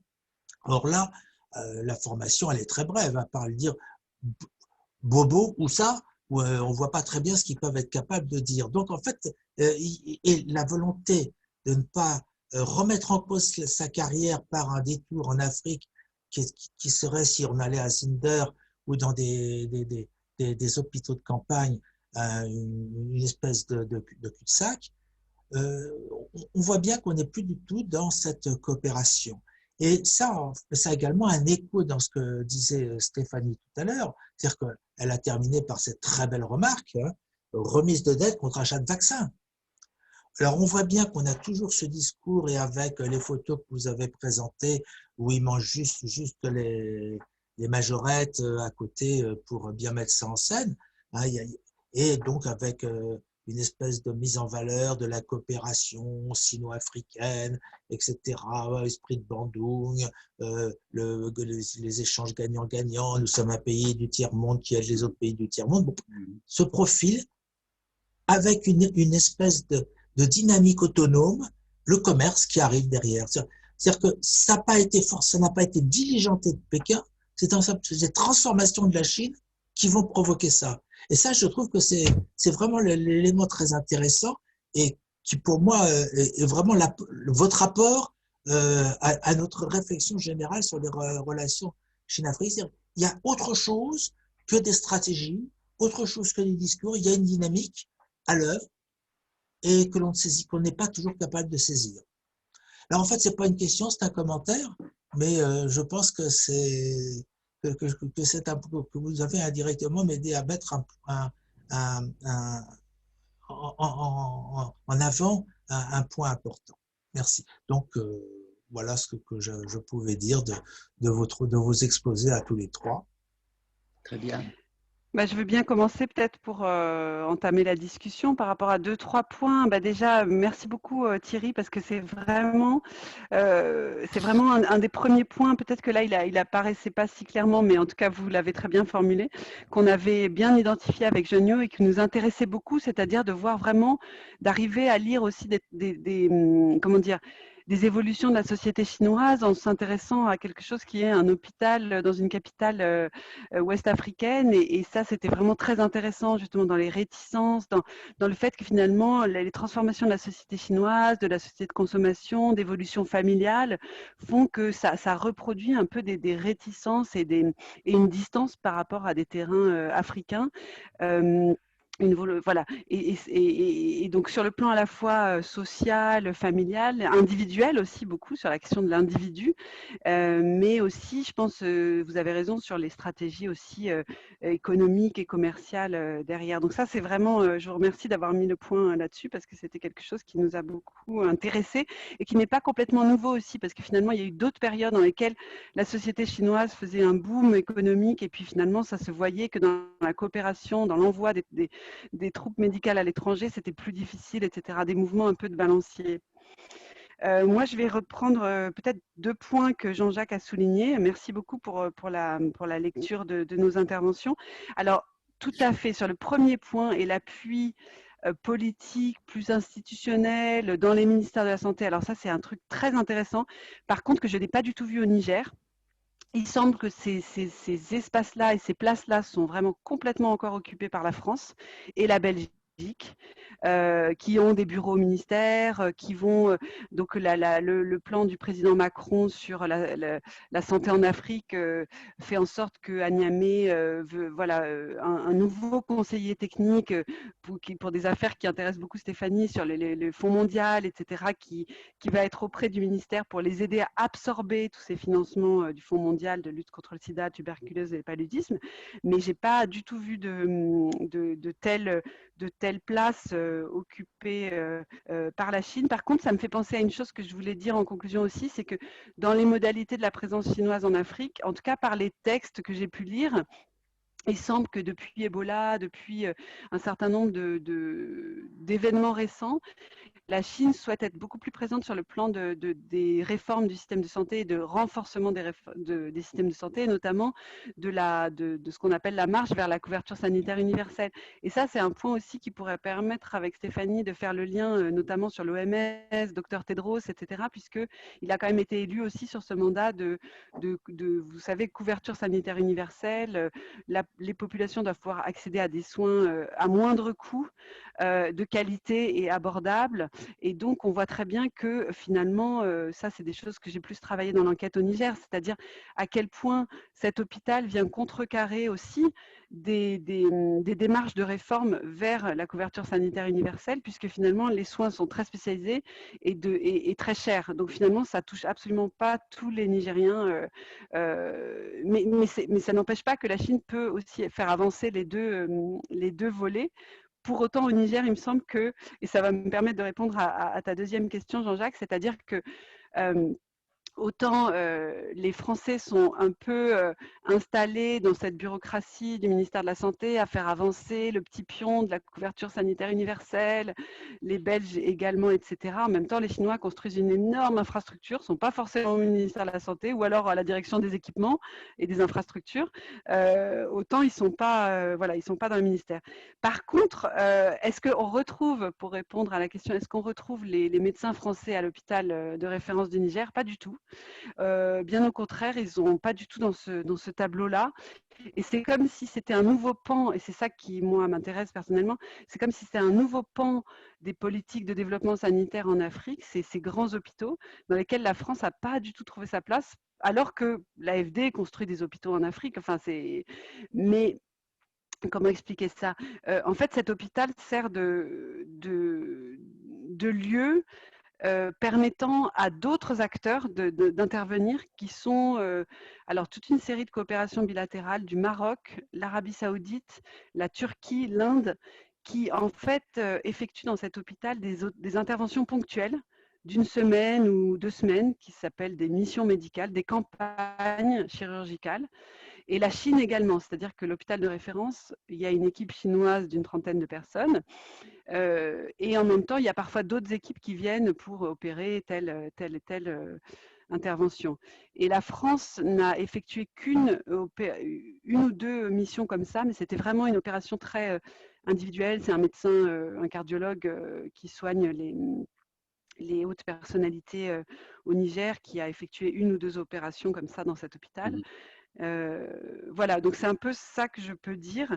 Et d'ailleurs, c'est intéressant, c'est aussi une chose qu'on a vue avec Genio par rapport à l'évolution de la coopération médicale chinoise, qui elle-même a aussi tendance, malgré le fait qu'elle s'incarne de plus en plus dans des gros hôpitaux comme ceux-ci, elle a aussi tendance à aller vers des missions plus ponctuelles et plus, comment dire, plus attractives pour le gain potentiels, qui sont les opérations notamment de chirurgie de la cataracte, qui se développent énormément au Mali, au Niger, dans ces pays qui sont très touchés par ces pathologies. Et en fait, on voit se développer de plus en plus dans le contexte sahélien, sécuritaire compliqué, des opérations qui sont de plus en plus ponctuelles, c'est-à-dire 1 semaine, 2 semaines, dans les régions plus ou moins reculées. Et la Chine n'échappe pas à cette tentation aussi de quelque chose de plus ponctuel, plus qui est comment dire plus rewarding, qui est comment dire qui entraîne des gains de visibilité, etc. Et voilà. Bon, donc voilà, ça c'est ma réponse par rapport aux questions. Peut-être que Stéphanie peut compléter sur ces enjeux. Stéphanie, si tu veux. Oui, peut-être juste effectivement évoquer le fait que là, il semble effectivement qu'on a quelque chose de relativement nouveau avec un positionnement de la Chine au niveau plus structurel, comme tu le soulignais tout à l'heure, Jean-Jacques, et notamment avec l'appui d'assistants techniques, ce qui est effectivement une modalité, je dirais, de coopération qui est tout à fait classique des pays européens, notamment qui effectivement mobilisent des experts techniques à différents niveaux dans les différents ministères, etc. Je pense que ça montre, à mon avis, aussi la volonté de la Chine de se positionner comme étant référente ou exemplaire, en tout cas en termes de gestion de la crise. Et le fait comme ça d'envoyer des experts techniques qui vont pouvoir appuyer typiquement le Tchad pour essayer de penser les politiques de réponse à la Covid, je pense que c'est aussi quelque part politiquement, voilà, de se positionner avec ce rôle d'exemplarité au niveau international. Peut-être qu'on assiste là effectivement à une évolution finalement du positionnement de la Chine dans les différents pays. Maintenant, c'est peut-être encore beaucoup trop tôt pour le dire. Et puis au-delà de ça, effectivement, le Tchad, c'est quand même un pays dans lequel la Chine est présente au niveau national et depuis longtemps, donc je ne voudrais pas non plus faire de généralité, mais ceci dit, je pense quand même que dans plusieurs pays, notamment en RDC par exemple, elle a joué aussi ce rôle d'appui technique. Voilà, je pense que dans d'autres pays aussi, elle est présente, et en tout cas sur la scène internationale, et notamment dans l'enceinte de l'OMS, mais même au-delà, je pense effectivement qu'on a aujourd'hui un basculement quand même du positionnement de la Chine avec un discours de plus en plus vocal et de plus en plus politique d'une certaine façon, remettant en question la présence et l'influence, je dirais, des grandes puissances du monde au sein du coup de l'écosystème de la santé mondiale. En tout cas, très clairement, le fait que Trump soit au pouvoir et les positionnements américains sur les questions de santé mondiale ces derniers mois ont certainement aussi laissé une place finalement à la Chine qui peut-être aussi a pu profiter de ce moment pour se positionner différemment sur la scène internationale. En tout cas, il semble effectivement que la Chine se positionne très clairement et de plus en plus comme étant non seulement, je dirais, le représentant des pays d'Asie, par exemple, au sein du Conseil de sécurité, mais aussi comme étant le représentant finalement des pays du Sud au sein du coup de l'écosystème général. En tout cas, effectivement, dans le domaine de la santé mondiale, je pense que c'est effectivement de plus en plus important. Et juste un point aussi de comparaison avec les autres coopérations et la réponse, par exemple, française internationale à la Covid. C'est vrai que les Français ont beaucoup utilisé, je dirais aussi, leur réseau et notamment sont beaucoup passés par les ONG pour financer par exemple des activités de sensibilisation des populations sur les questions d'hygiène, de respect des règles, des normes, etc. Mais finalement, à mon avis, dans les représentations, le fait de passer à nouveau par des modalités d'appui type ONG, etc., pour beaucoup, en tout cas pour beaucoup de populations africaines, je pense que du coup c'est beaucoup moins lisible, beaucoup moins évident et voilà, et beaucoup moins clair que cette coopération chinoise qui pour le coup semble beaucoup plus concrète et pragmatique et puis aussi moins donneuse de leçons. Enfin, je pense que ce que disait peut-être Fanny sur cette idée de la couverture universelle en santé, pour caricaturer, on pourrait dire qu'on a, par exemple, un président de la République française qui fait des déclarations politiques fortes sur l'accès au vaccin comme bien public mondial. Et puis après, d'un point de vue très concret, on a une Afrique qui met une Chine, pardon, qui met à disposition un vaccin à moindre coût, effectivement accessible pour des pays africains. Donc voilà, peut-être qu'il y a une façon aussi de se positionner par rapport à d'autres coopérations avec cette logique voilà, très pragmatique et très concrète, loin des grands discours. Un des grands discours, oui, c'est ça. C'est ce que disait notamment Fanny, ou toi Stéphanie, je ne me souviens plus. Il y a un côté concret par les populations. Alors à ce sujet, est-ce que, Fanny, je sais que tu as beaucoup de questions auxquelles il va falloir que tu répondes là, qui ont été dans le chat, mais est-ce que avec le LASDEL, vous avez commencé à faire quelques enquêtes sur la perception qu'ont les patients tout simplement du type de service qui est rendu quand ils vont à l'hôpital de Niamey. Mais ça serait peut-être un gros travail que vous allez faire plus tard, je ne sais pas. Oui, voilà, en fait, pour le moment, sur ce petit projet-là, on n'a pas pu, on a vraiment essayé, et notamment, en fait, il y a eu tout un moment de discussion avec les autorités de l'hôpital pour mettre en place une enquête sur la satisfaction des soins et la représentation des soins. Bon, finalement, ça n'a pas pu être mis en place. Voilà, des fois, les choses prennent beaucoup de temps et finalement, ça ne correspond plus. Et puis, mon regret, pour répondre aussi à une des premières questions de Margot, mon regret, c'est de pas avoir pu, pour le moment, vraiment installer une enquête dans la durée et dans la précision des relations de soins et des relations techniques de coopération, parce que comme le dit Margot, en effet, il y a vraiment cette question des échanges techniques et du transfert de connaissances, transfert d'expertise, de normes, de savoir. Et vraiment, je pense que je suis complètement convaincue que par rapport à tout ce qu'on dit, c'est là qu'on va avoir des éléments d'élucidation, parce que certainement voilà, qu'il y a souvent cette représentation, les Chinois ils font vite, il y a des représentations un peu ambiguës, hein, de fascination, parfois aussi de rejet, mais je pense que dans l'espace de ce micro-espace, on pourrait voir plus de choses. Et donc, voilà, pour répondre à Margot, malheureusement, en fait, je ne peux pas trop répondre à cette question.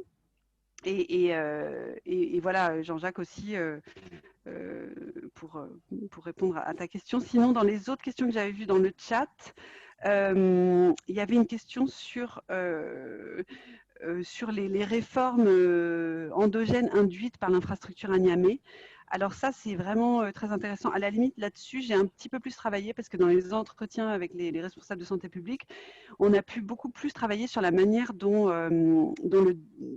l'infrastructure faisait comment dire, l'infrastructure produisait des réformes en santé, notamment le fait que cet hôpital vient avec toute une idéologie, on va dire, de restructuration, de vraiment, il faut que cet hôpital soit différent des autres et qu'on connaît le paysage, même Stéphanie ne l'a pas dit, mais elle connaît très bien le Niger et elle connaît très bien les hôpitaux auxquels je fais référence, qui sont dans un état vraiment très, très catastrophique. Donc simplement, cette infrastructure a vocation simplement à être différente, à offrir quelque chose de plus digne, un accueil, etc. Et donc, elle vient avec tout un imaginaire et une possibilité de réforme en termes de new public management, vraiment les personnels sont surveillés. Voilà, l'hôpital peut recruter par lui-même, ce qui est très nouveau dans ce contexte, c'est-à-dire qu'il peut vraiment faire son propre recrutement sans passer par le système de la fonction publique pour recruter les meilleurs. S'ils ne sont pas bons, on les met dehors, etc. etc. Donc ça, c'est vraiment très important.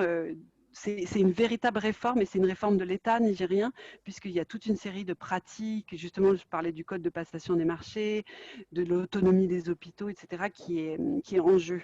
Et ça, c'est vraiment très intéressant à suivre. Et dans la même question, je crois, de Xavier, il y avait cette question des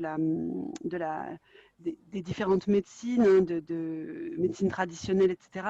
Tout ce que je peux dire, c'est qu'effectivement, il y a au moins un service dans l'hôpital, enfin, en tout cas, des praticiens d'acupuncture qui travaillent et qui complémentent certains services en post-opératoire, par exemple, la possibilité d'avoir des séances d'acupuncture, c'est présent dans l'hôpital.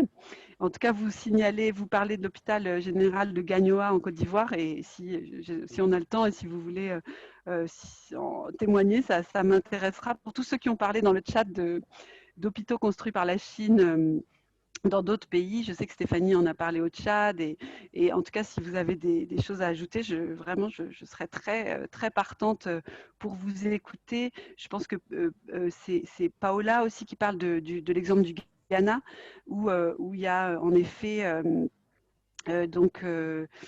je reprends votre Oui, je pense que ce que vous voulez dire, Paola, au Ghana, c'est que ces hôpitaux ont aussi peut-être une vocation pour entre guillemets une arrière-pensée qui est la prise en charge des citoyens chinois à l'étranger. Et ça, c'est vrai, j'en ai pas parlé, mais l'hôpital général de référence a aussi cette visée qui est que finalement, c'est un hôpital dans lequel les Chinois auront certainement plus de facilité à venir se faire soigner. On m'a signalé que l'équipe médicale chinoise, ce que je n'ai pas dit aussi, c'est que le directeur de l'équipe médicale chinoise est le directeur adjoint de l'hôpital. Voilà, c'est pas très visible, mais c'est installé et c'est quand même pas rien. Pour autant, c'est vrai, j'avais omis de le dire. Pour autant, comment dire, la partie chinoise avait demandé à l'ouverture de l'hôpital que les citoyens chinois puissent bénéficier gratuitement des soins dans cet hôpital. Et ça a été refusé par l'État nigérien en disant on ne peut pas instaurer cette inégalité d'accès. Et c'était intéressant. C'était vraiment une manière de redire aussi que ce n'est pas unilatéral, univoque ces affaires-là et que l'État nigérien a aussi ses attentes et ses priorités à défendre et qu'un pays comme le Niger, qui est vraiment le pays le plus pauvre au monde, a aussi pèse aussi de son poids diplomatique. Donc j'espère que j'ai répondu. Et en tout cas, les personnes qui peuvent participer aussi, ce serait un plaisir. Oui, si d'autres personnes veulent participer, pour qu'elles lèvent la main si elles ne veulent pas passer par le chat. Oui, je peux intervenir? Ben, bien sûr. Oui.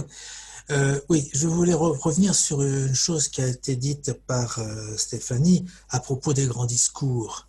En fait, les grands discours, ce sont des deux côtés. La grande différence entre les discours de l'un et le discours des autres, c'est qu'il y en a un qui peut être entendu qui est un narratif qui correspond à ce que les gens ont envie d'entendre.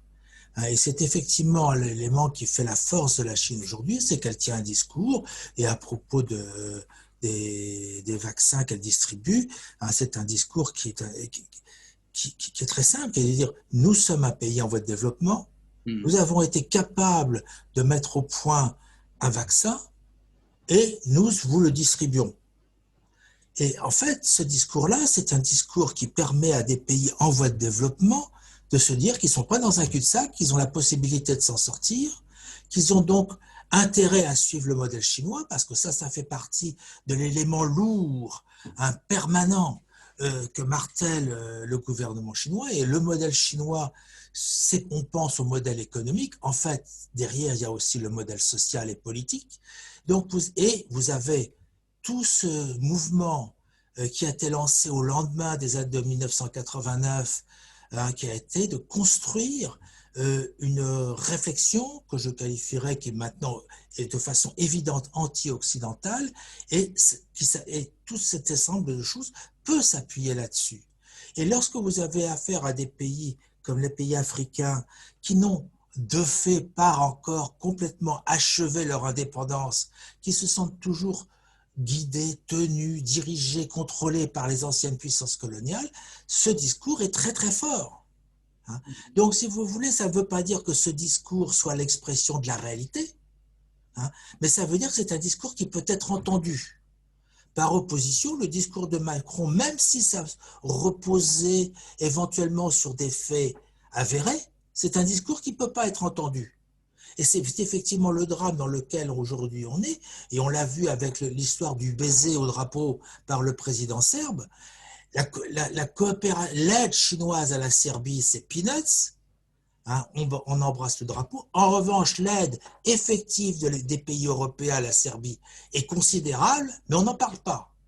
Donc, si vous voulez, c'est effectivement une façon, des attentes, il y a des attentes qui sont mal servies, qui sont mal présentées, il n'y a pas le narratif qu'il faut, et aujourd'hui, les pays africains ont besoin d'un espoir, et cet espoir, c'est la Chine qui l'offre par son expérience, même si elle n'est pas transférable, et également par sa présentation de l'expérience avec la revitalisation de l'esprit de Bandung que j'évoquais tout à l'heure. Ça a été remis à l'ordre du jour dans les années 90, alors que ça avait été oublié. Et toute une série d'éléments qui ont suivi 1989. 1989, c'est le massacre de Tiananmen, suivi par des sanctions occidentales. Et ces sanctions occidentales, du point de vue politique, ont énormément choqué la Chine, qui s'est rendu compte de la nécessité qu'elle avait à se construire un discours politique qu'elle n'avait pas, ou à renouveler. Et c'est de ce discours-là qu'est issu le narratif qui est présenté aux pays africains et qui répond à la demande des pays africains. Donc il y a ici une logique qui se fait et qui fait que c'est effectivement ce qui peut être entendu. Mais dans le fond, et vous toutes les deux, vous l'avez quand même fondamentalement montré, c'est que derrière ce discours sur la coopération médicale, il y a des intérêts économiques tout à fait évidents, et c'est la porte d'entrée des intérêts économiques. Et lorsque Xavier Oregan évoque tout à l'heure l'autonomisation de la santé via la Chine, en fait, c'est pas la santé qui est intéressante, c'est le secteur productif, le secteur pharmaceutique, le secteur des équipements médicaux qui est derrière, et qui a besoin de cette autonomisation pour pouvoir s'affirmer dans un univers qui est encore fermé par la présence précisément de conseillers occidentaux, français ou belges dans les institutions. Donc, il y a des grands discours des deux côtés. Et en fait, vous avez des deux côtés des gens qui essayent de pousser des portes pour l'un se maintenir, l'autre s'installer. Et ça, donc, les Chinois ne sont pas des démons, mais ne sont pas des anges non plus, surtout pas.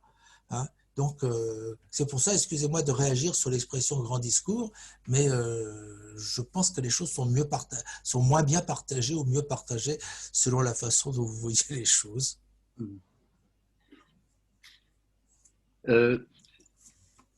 Stéphanie ou Fanny, vous voulez réagir aux commentaires de Thierry? Stéphanie, vas-y. Merci beaucoup. Oui, juste pour réagir aux commentaires de Thierry sur l'importance aussi des enjeux économiques.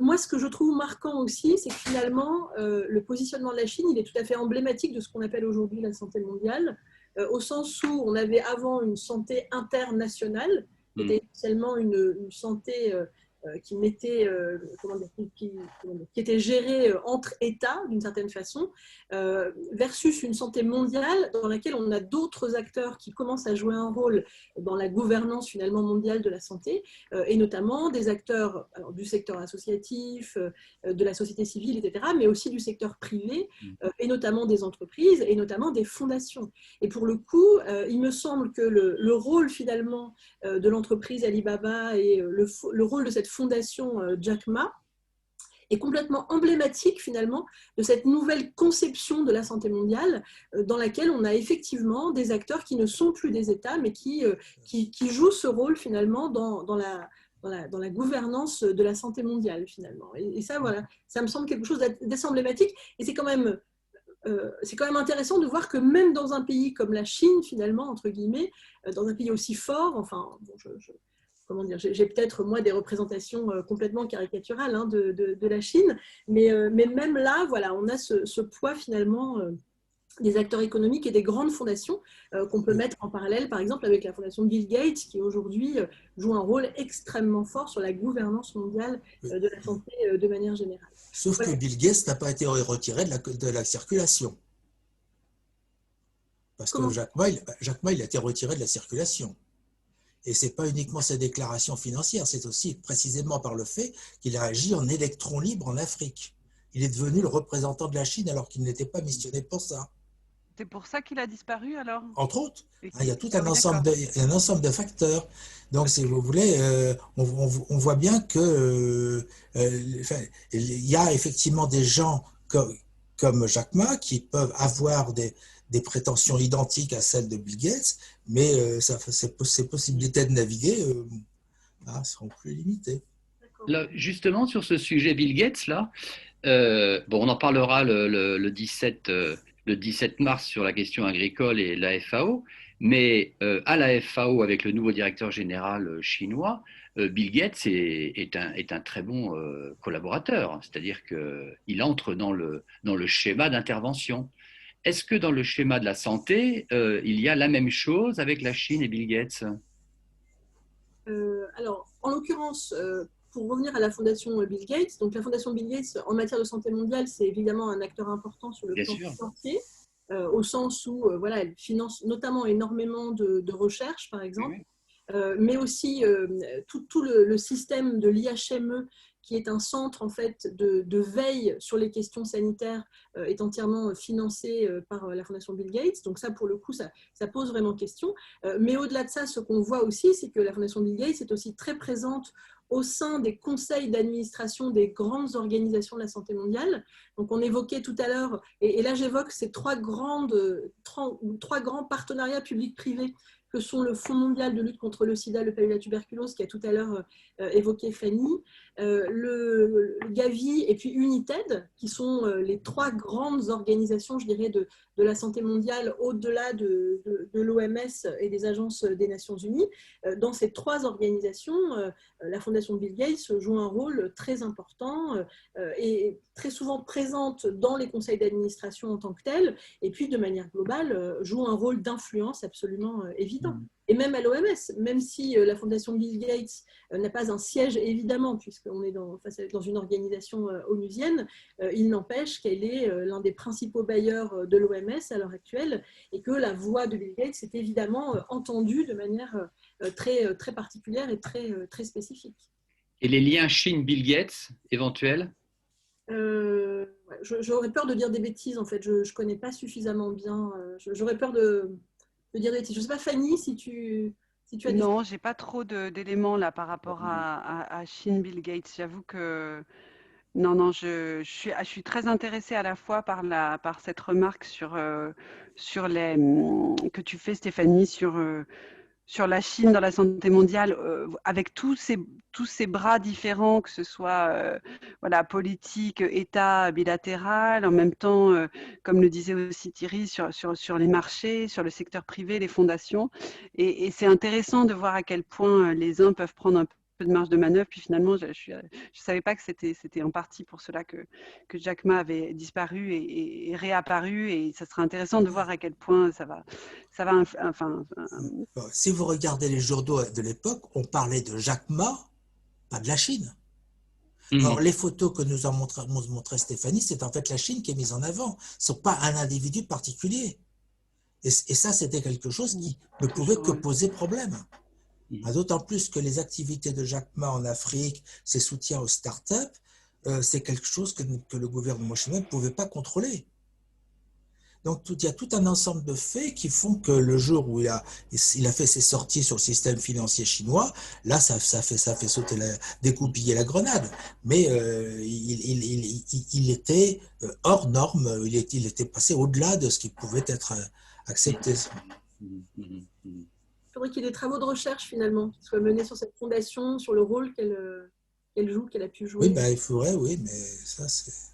Ah, voilà, il y a quelques remarques et questions de Margot qui sont intéressantes.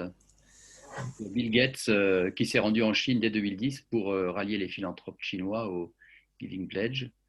Et il y a aussi une question de Margot. Peut-être si vous voulez intervenir, n'hésitez pas. Mais en tout cas, je sais que vous avez posé une question sur le poids relatif aussi de la province du Guangxi dans cette coopération bilatérale.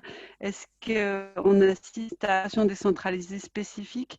En fait, c'est vraiment la question du jumelage province-État qui est visiblement une forme de coopération décentralisée, puisqu'elle n'est pas d'État à État, mais elle est très stable dans le temps, me semble-t-il. Enfin, le Mali est jumelé avec le Zhejiang. Dans les photos que Stéphanie a montrées, on voit bien qu'il y a des provinces spécifiques qui sont assignées à des États depuis longtemps. Alors, quand on était au Guangxi avec Genio, on a essayé d'aller un petit peu dans les bibliothèques, les archives, voir si ça avait un peu une réalité, cette coopération depuis 1974. Et en fait, on a trouvé très peu de choses. C'est pas un récit, comment dire, c'est pas très visible en fait. C'est pas une revendication qui s'affiche dans, je sais pas, on a trouvé quelques petits articles dans les annales de la province, mais voilà. Et bon, il faut dire aussi que la province du Guangxi, on l'a peut-être pas dit, c'est une province qui est assez pauvre dans le sud-est de la Chine. Voilà, c'est un peu ce que je peux dire. Je ne sais pas si vous aviez des éléments plus spécifiques, mais disons que la province envoie l'équipe médicale. Après, il y a des coopérations qui sont plus au niveau politique et donc c'est Pékin qui s'en occupe. Mais en tout cas, pour tout ce qui est coopération technique, médicale, c'est la province qui s'en occupe, donc le département provincial de la santé qu'on n'a pas forcément essayé de rencontrer, mais peut-être qu'un jour ou l'autre, ce serait intéressant. Et ça me permet aussi juste de redire une chose qui est intéressante, c'est quand on parle de ces liens justement philanthropie-État, philanthropie marché, pharmaceutique, etc. Il y a la question aussi au Guangxi qui est la province où il y a cette industrie Guilin Pharmaceuticals, qui est, comme vous le savez, peut-être très importante dans le domaine de la lutte contre le paludisme, puisqu'elle produit l'artémisine et l'artésunate en injectable. Et donc, voilà, il y a peut-être aussi à investiguer plus précisément de construire des projets de recherche qui puissent essayer d'investiguer un peu de manière croiser certaines choses. C'est vraiment ça qui nous apportera, je pense, plus de compréhension. Très bien. Voilà. Margot, je voulais juste... merci. Merci pour l'intervention et ces réponses. Je rebondissais juste sur la province du Guangxi parce que moi, je connais beaucoup moins la coopération avec l'Afrique, mais plutôt avec l'ASEAN.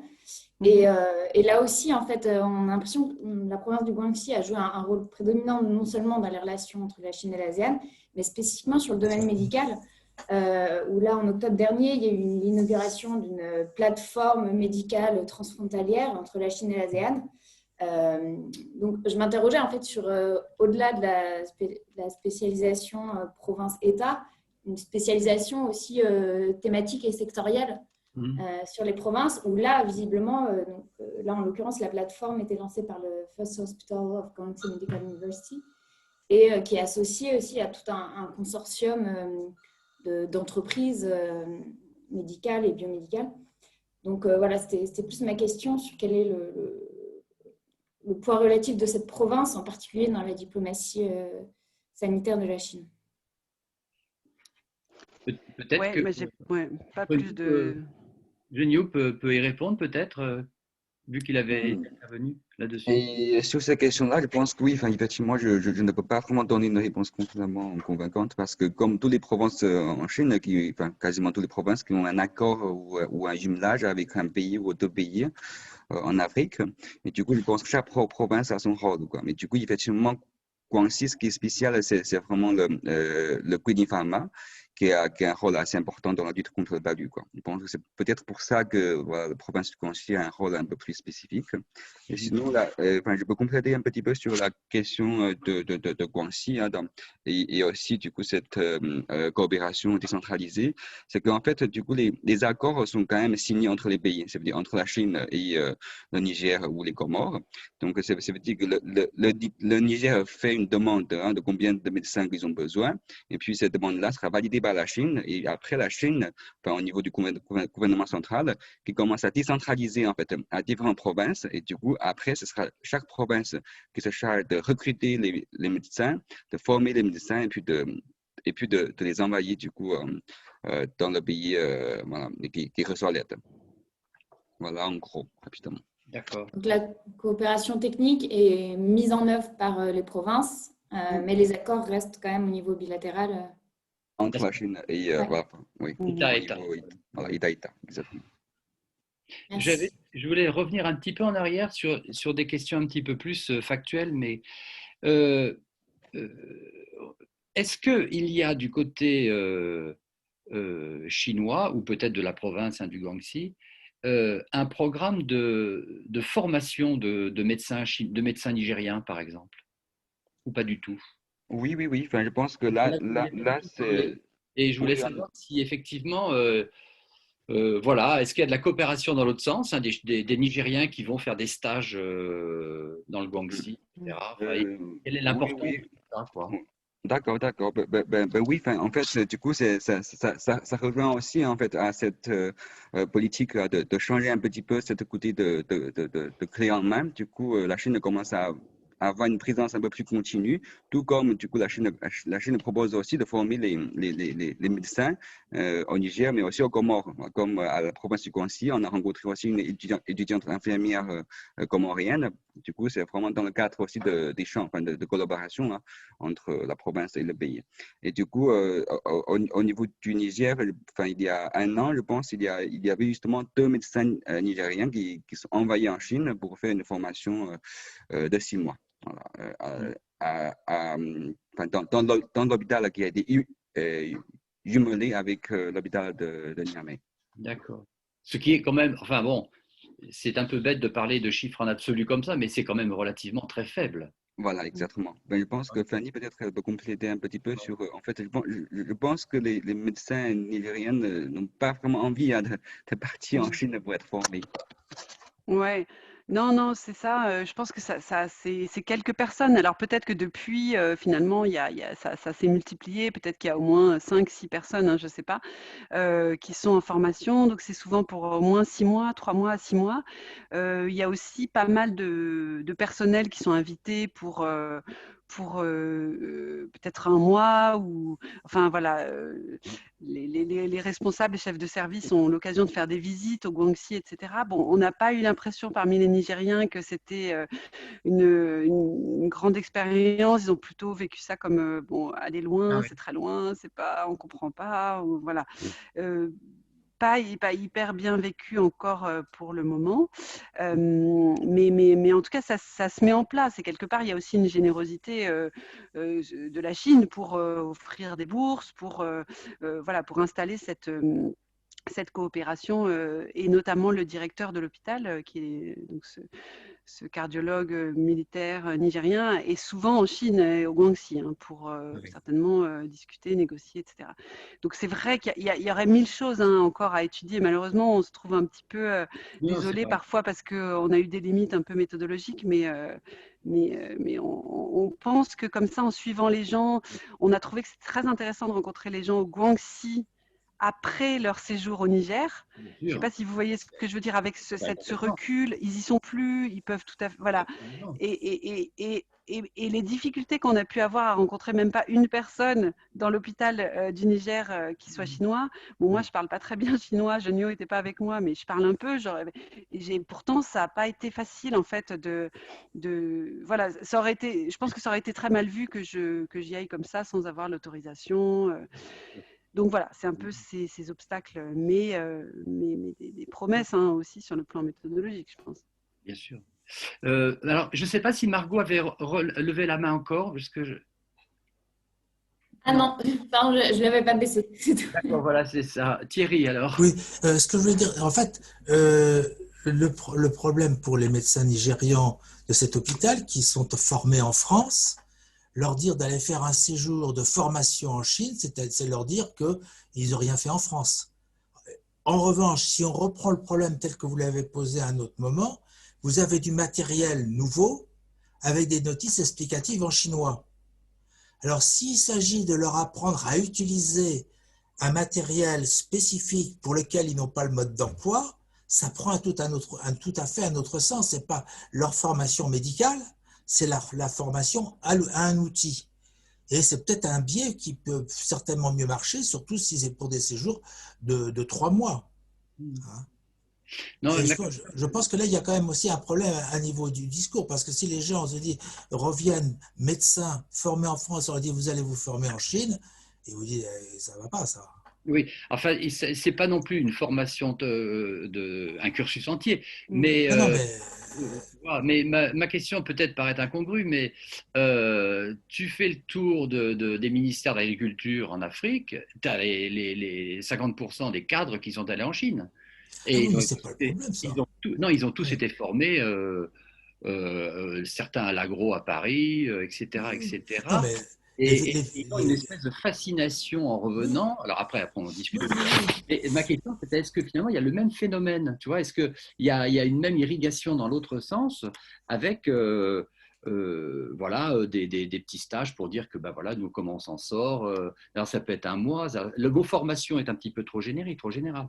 Mais oui, non, mais ça marche très bien. Effectivement, il suffit de bien présenter les choses et les gens seront très heureux d'aller faire un séjour d'un mois, de 2 mois, où ils vont être, dirons-nous, pris en charge, etc., ainsi de suite, et ça marche à tous les coups. Hein. Et c'est une pratique qui est ancienne, pas uniquement chinoise, qui est mondiale. Hein, quand on veut arriver à insérer un certain nombre de gens qui puissent avoir une vision un peu plus favorable de vous, ben, on les accueille chaleureusement et dispendieusement. Stéphanie, je crois que sachant que les médecins, les jeunes médecins nigériens très prometteurs, excellents, qui sont recrutés, ne sont pas uniquement formés en France, sont formés au Maroc, en Tunisie, aux États-Unis, enfin voilà, selon. Donc il n'y a pas que ce truc. C'est ça que m'a appris aussi cet hôpital, c'est qu'il y a la Chine, mais il y a aussi plein d'autres acteurs, et ça c'est vraiment, je trouve, important dans le paysage ouest-africain, sahélien, de bien redire, c'est pas un affrontement Chine-France ou je sais pas quoi, c'est plein d'autres acteurs émergents, voilà. Stéphanie. Oui, moi j'avais une question en fait à Fanny, à Raniou, en fait sur le fait que l'un des axes finalement de la politique africaine de la Chine en matière de santé, c'est aussi la mondialisation de la médecine chinoise. Pour le coup, on l'a pas du tout évoqué jusqu'alors. Alors, qu'est-ce qu'il en est, par exemple, au niveau de l'hôpital de Niamey? Est-ce qu'effectivement, il y a des activités de promotion de la médecine chinoise ou quel rôle est-ce que ça joue finalement dans la politique chinoise en santé au Niger, par exemple? Ouais, ben, j'en ai pas trop parlé parce que j'ai pas beaucoup d'éléments en dehors du fait que je sais qu'il y a des consultations d'acupuncture et que je pense que dans chaque équipe, il y a quelques personnes, mais c'est pas non plus quelque chose qui a été mis en avant très fortement dans le cadre de cette coopération hospitalière, on va dire. Pour autant, enfin, comme tu sais, c'est vrai que c'est plus et puis un article de Simeng Wang sur cette question, hein, ça se développe, ça n'a pas non plus été comment dire, un des éléments les plus marquants de la Chine en tant qu'acteur de la santé mondiale. Ça se développe plus récemment, notamment pour encourager les firmes, les praticiens, etc. Mais je n'ai pas vu au Niger que ce soit un élément phare. Et au contraire, j'allais dire, ce qui est beaucoup plus mis en avant, c'est un peu la biomédecine, biomédicale, tu vois, avec des gros équipements, de la chirurgie interventionnelle. C'est de la cardiologie, de la neurologie, des gros équipements comme des IRM. Donc, c'est plutôt ça qui est mis en avant parce que, me semble-t-il, c'était aussi l'attente de la partie nigérienne d'être dotée de ce type d'infrastructure et de ce type de promesses médicales et biomédicales, alors que finalement la médecine traditionnelle chinoise est présente, mais dans cet hôpital comme un petit à côté, j'allais dire. Hein. Voilà. Donc, c'est pas au niveau politique ce qui me semble être le plus marquant. Je vois que parmi les gens qui sont encore là, il y a Lucia Candelise, dont le domaine d'intervention est effectivement la diffusion de la médecine chinoise, certes en Europe. Peut-être a-t-elle une remarque à faire et une observation qui nous intéresserait? Oui, bonjour. En fait, je rejoignais un peu la question qui vient d'être posée parce que, notamment, actuellement, je travaille pour un projet financé par le Fonds national suisse sur la diffusion des pratiques médicales chinoises au Cameroun et au Gabon. Et c'est un projet qui a du mal à démarrer parce qu'il a commencé en mars dernier. Du coup, vous imaginez bien qu'on n'a pas beaucoup de mobilité depuis. Mais on a quand même essayé de trouver des manières pour pouvoir commencer d'une manière ou d'une autre le terrain là-bas en demandant à des Africains à des Camerounais de faire du terrain et des Gabonais, et qui sont partenaires du projet d'ailleurs. Et effectivement, l'impression, c'est vraiment, ça rejoint vraiment ce que disait Fanny, dans le sens que la médecine chinoise a peu d'attrait pour ces deux pays en Afrique. Je ne sais pas encore vraiment bien pour le Gabon, mais au Cameroun, alors qu'il y a eu un moment d'intérêt pour ces pratiques, il y a une dizaine d'années, on peut dire. Actuellement, il y a effectivement des services des médecines chinoises dans les hôpitaux qu'on connaît au Cameroun. L'hôpital le plus important, c'est l'hôpital de Yaoundé. Et il y a un hôpital à Bamayo, qui c'est le plus ancien par contre. Et il y a des services effectivement d'acupuncture, mais ça vivote, disons. Il n'y a pas vraiment beaucoup d'effervescence autour, et il y a clairement pas des stratégies politiques qui sont mises en place pour favoriser ces pratiques et donc la médecine chinoise. Alors, après, il y a une différence importante entre l'acupuncture et les autres pratiques et les autres techniques, si on veut, de la médecine chinoise, notamment la pharmacopée. Et pour ça, et la pharmacopée a bien évidemment beaucoup d'enjeux économiques et probablement plus d'intérêt pour la Chine. Et ça aussi, il y a énormément de flou autour. Hein. On ne comprend pas très bien ce qui arrive au Cameroun et ce qui est vendu et par qui. Sur ça, vraiment, je n'ai pas encore suffisamment d'éléments, mais notamment dans les hôpitaux, cette discipline, disons, n'existe pas du tout. C'est vraiment que l'acupuncture. Enfin, on a je ne sais pas si Fanny a observé quelque chose par rapport à ça, parce que l'histoire de la pharmacopée est quand même relativement intéressante. Mais Non, mais Lucia, merci beaucoup. C'est intéressant d'avoir des nouvelles du projet au passage. Oui. Et en tout cas, tu sembles un peu confirmer aussi, enfin, aller dans le même sens que moi, et j'irai dans le même sens que toi aussi, enfin, dans l'absence de stratégie politique très identifiée. Pour autant, on sait tous que la médecine chinoise a beaucoup de succès dans la rue, enfin, je veux dire, sur le en termes d'accessibilité, de représentation, de familiarité, etc.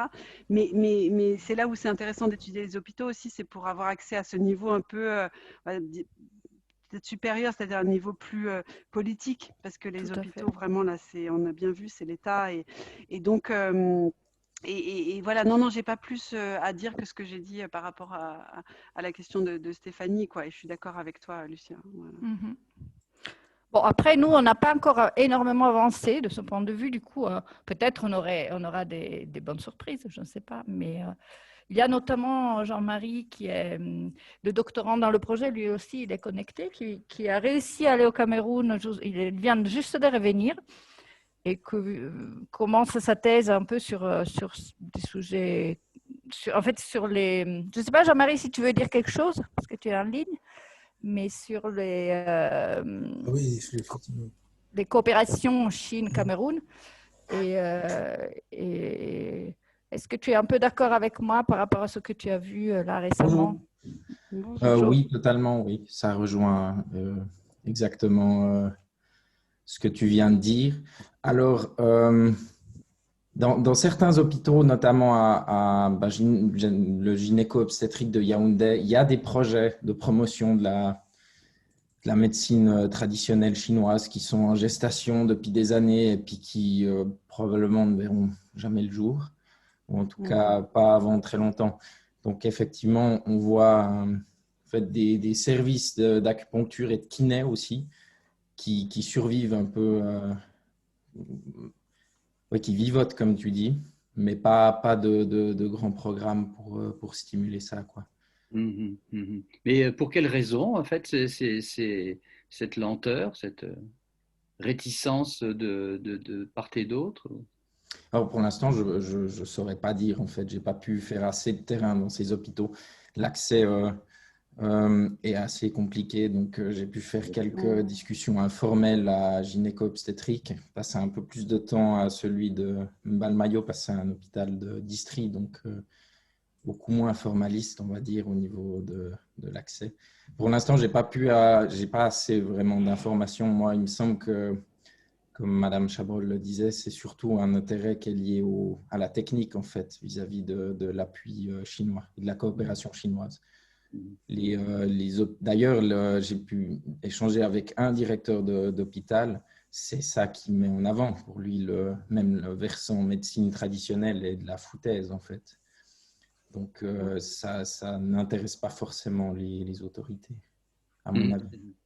C'est intéressant. Il faudrait faire le lien aussi avec ce que disait Thierry sur plus largement sur l'ouverture des marchés. Voilà. Est-ce que là, vraiment, il y a une espèce d'impasse sur la non-volonté de promouvoir ces marchés, ces débouchés-là, enfin, en quelque sorte. Vous voyez ce que je viens d'essayer de partager là ou pas? Oui, très bien. C'est à Douala que j'ai pris ça. C'est à Douala, c'est génial. Parce qu'à Douala, il y a aussi un nouvel hôpital gynéco-obstétrique qui a été construit sur le même modèle, je crois, par la Chine aussi. Oui, mais alors il n'est pas encore fonctionnel. Ah, voilà. Il n'y a pas d'équipe chinoise, ni technique, ni médicale. Et même si c'est un projet qui semble... honnêtement, je ne sais pas si un jour il y aura une équipe chinoise là-bas. Même à l'intérieur de l'hôpital, on parle de ça comme si c'était... relativement longtemps qu'il a été... Mais oui. C'est 2014, il me semble. Oui, parce que je me rappelle, Lucien, on en avait parlé pour éventuellement... En tout cas, je trouve que je vais me permettre d'utiliser ce séminaire pour faire un petit appel. Si jamais d'autres chercheurs sont intéressés de continuer à travailler sur les hôpitaux construits par la Chine, ne serait-ce que pour continuer un peu un mapping un peu de quel type d'hôpitaux mis en service depuis quand, quels sont les principaux problèmes. Je trouve qu'on pourrait imaginer rassembler nos énergies. Puis en plus, il y a pas mal de choses qui se rejoignent. Oui. Ça serait intéressant. C'est bientôt le moment de le faire. Oui. Donc, on peut en reparler en tout cas. Tout à fait. Avec plaisir. Bon, eh bien... Mais merci pour toutes les remarques, hein, Margot, Xavier. On attend aussi vos emails de suivi pour voir si ça vous intéresse et si on pouvait imaginer quelque chose par la suite. Ok, merci beaucoup. Merci beaucoup.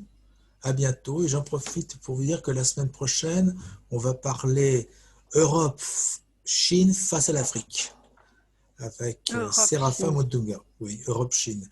Dans quelle mesure l'Europe et la Chine se confrontent ou peuvent coopérer en Afrique ou pour le bien de l'Afrique. Et c'est un Africain qui nous en parlera, Séraphin Mundunga. Voilà. Merci beaucoup. Merci. Oui, alors juste une excuse, j'ai commencé l'enregistrement 5 minutes après le début de Fanny, donc le tout début n'apparaîtra pas dans l'enregistrement, je suis désolé, mais sans ça, jusqu'à présent, ça fonctionne. Est-ce qu'il est partagé Oui. Il sera sur vous trouverez les références sur le site. Je fais aussi une diffusion à tous ceux qui sont sur ma liste de diffusion et il sera aussi sur Twitter. Je ne sais pas si vous excusez-moi, par quel biais êtes-vous arrivé? Parce que je ne crois pas que vous soyez sur ma liste. Moi, je suis encore rattachée au Centre Chine. Ah oui, c'est sur l'annonce que j'ai faite au Centre Chine. Oui. Bon, écoutez, je vais retrouver votre adresse sur la liste des gens qui se sont inscrits et je vous mettrai en lien. Hein. Okay. Si jamais, Thierry, vous êtes expert en montage et que vous voulez que j'enregistre le début et que vous saurez les faire écoutez, alors, rejoindre, n'hésitez pas, ça me dérange pas. Oui, d'accord. Effectivement, c'est une bonne idée. Ce que je vais faire, c'est que je vais vous... Dès que j'aurai reçu l'enregistrement total, je pourrai vous dire exactement où ça commence. Hein? Très bien. Sur quelle diapositive ça commence. Effectivement, à ce moment-là, je pense qu'on doit pouvoir réussir à bidouiller les choses et à les mettre ensemble, parce que c'est effectivement dommage. Je ne suis pas un expert, mais j'aime bien m'amuser. Voilà. Bien, mais écoutez, merci à tout le monde. Merci beaucoup. La chose la plus difficile dans ce genre de truc, c'est savoir comment on arrête. Alors on peut faire ça sauvagement en appuyant sur fin et fermer la séance, ou bien on est là, au revoir, à bientôt. Hein? On va faire ça, c'est bien. On peut faire ça et en même temps je coupe. Allez, ciao, allez, merci. Au revoir. Au revoir, merci.